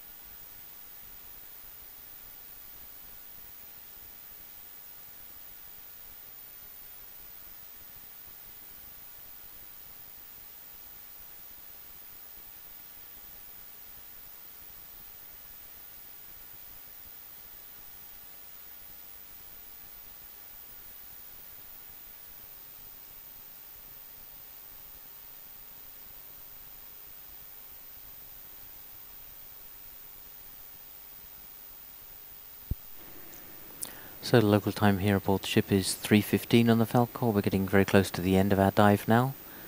Casey is just stowing everything securely in the basket. And the last thing we're going to do as we leave bottom is attempt a video transect vertically upward through the water column to see what kind of animals we can spot living above the hydrothermal field. It's a project we're doing for our colleague Brennan Phillips, who's a graduate student at the University of Rhode Island. It's interesting project to see what we can do and whether it works or not, and we'll see what we see. So how's this going to work? Hold on, turning on back up. Is that a good view so you can see the claw of the... So just, if we just pan a little... If we could have a little bit of the claw... So our ideal, Casey, is we have as much of the water as... We'd like to be able to see something for scale, so the claw would be good, but then as little of anything else in our field of view as we come up for the video. Yeah. Maybe come down a little bit so we can just see the width, and then we can measure the width of the basket. Or the handle. How's that? Yep, that's within the subtlety of what we can do. And then if we can keep... That's good. And then we keep the video alive as long as we can as we come up, please. So we're starting now. So 1915 is the start of our video transect. We're going to call this sample 15, the video data. Yep. sect vertical in brackets sample 015. Excellent.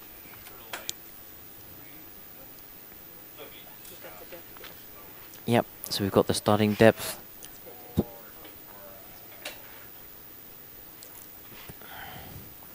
How's that for lighting, Cindy? Would you like as many lights as possible?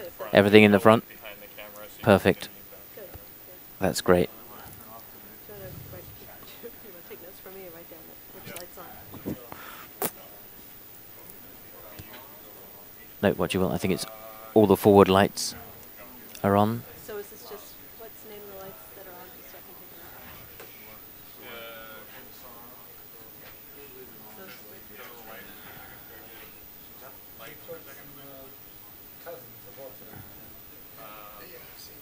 Forward nose inner and starboard nose inner. So they're the two ones up under the nose that are inboard. So forward lights, port and starboard.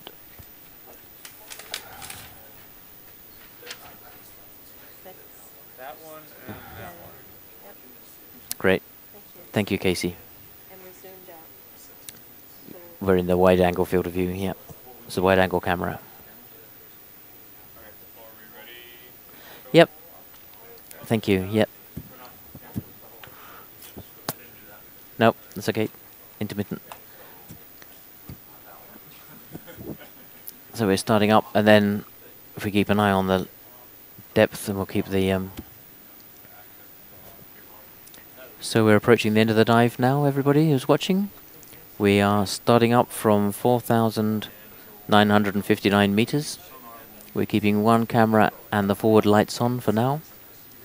We have the port and starboard side inner facing lights that are basically mounted on the underside of the two hulls of Nereus above the basket. So we have as much light as possible facing forward. We have the high definition camera facing forward, and we're still recording on that one camera. And that's where we say goodbye to the seafloor for today. And we'll be back here tomorrow. thank you. Great job today by all the Nereus team. But in fact, everybody up on ship. Julie's commentary that kept us going through the dark hours of wandering in the darkness. And Casey, who's hardly been out of the seat all day. You let him out? He did a little bit of yoga in the back while chip samples were getting done.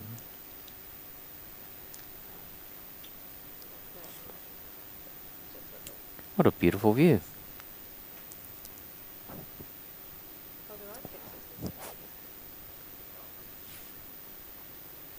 We're going to find that plume we couldn't find earlier now.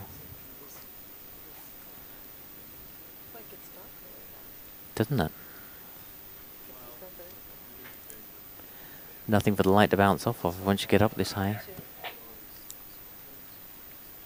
You counting animals that you see, Cindy? That's okay. There's little bits of stuff. Yeah. So we're now passing 4950 meters. Time is 1919.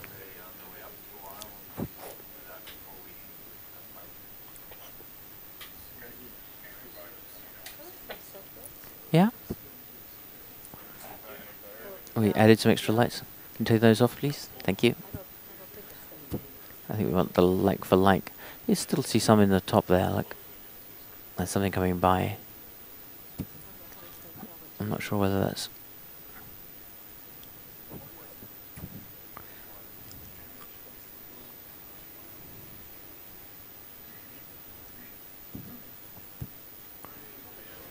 Hmm? The depth again? The depth now is just coming up to 4935 meters. So we've come up about 15.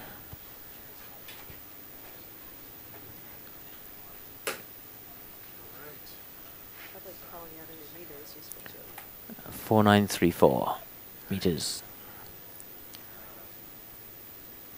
4932 meters.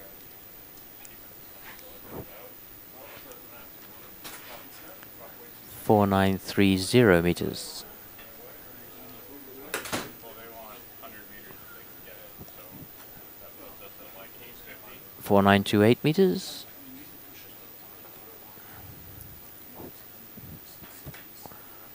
4926.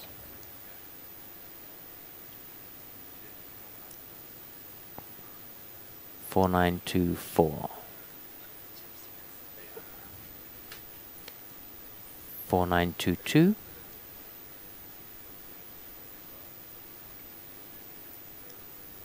4920.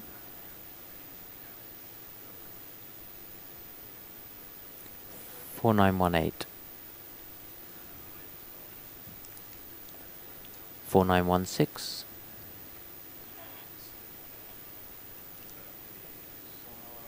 4914.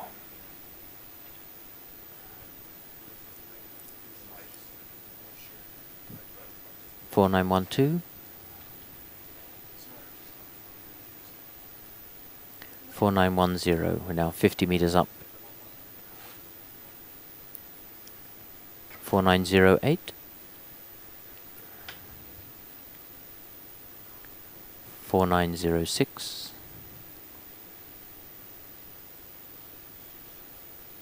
4904.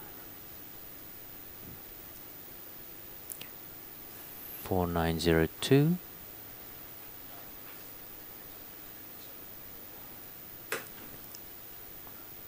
4900.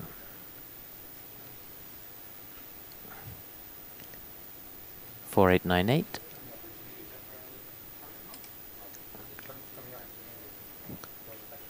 4896.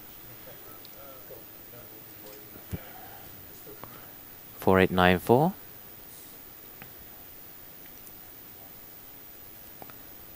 4892.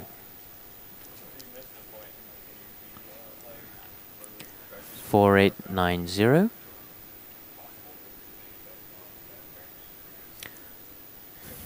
4888.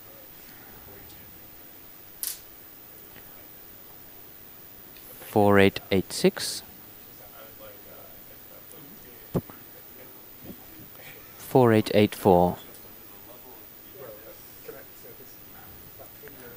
4882 meters.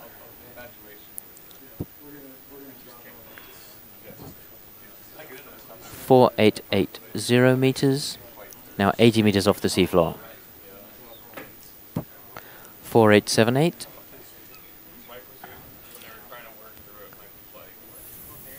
4876 meters.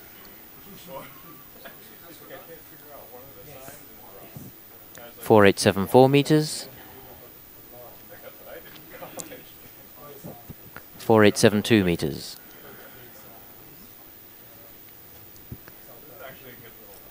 4870 meters.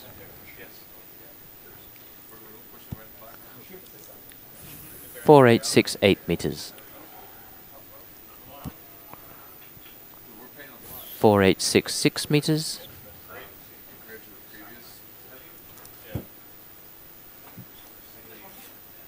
4864 meters.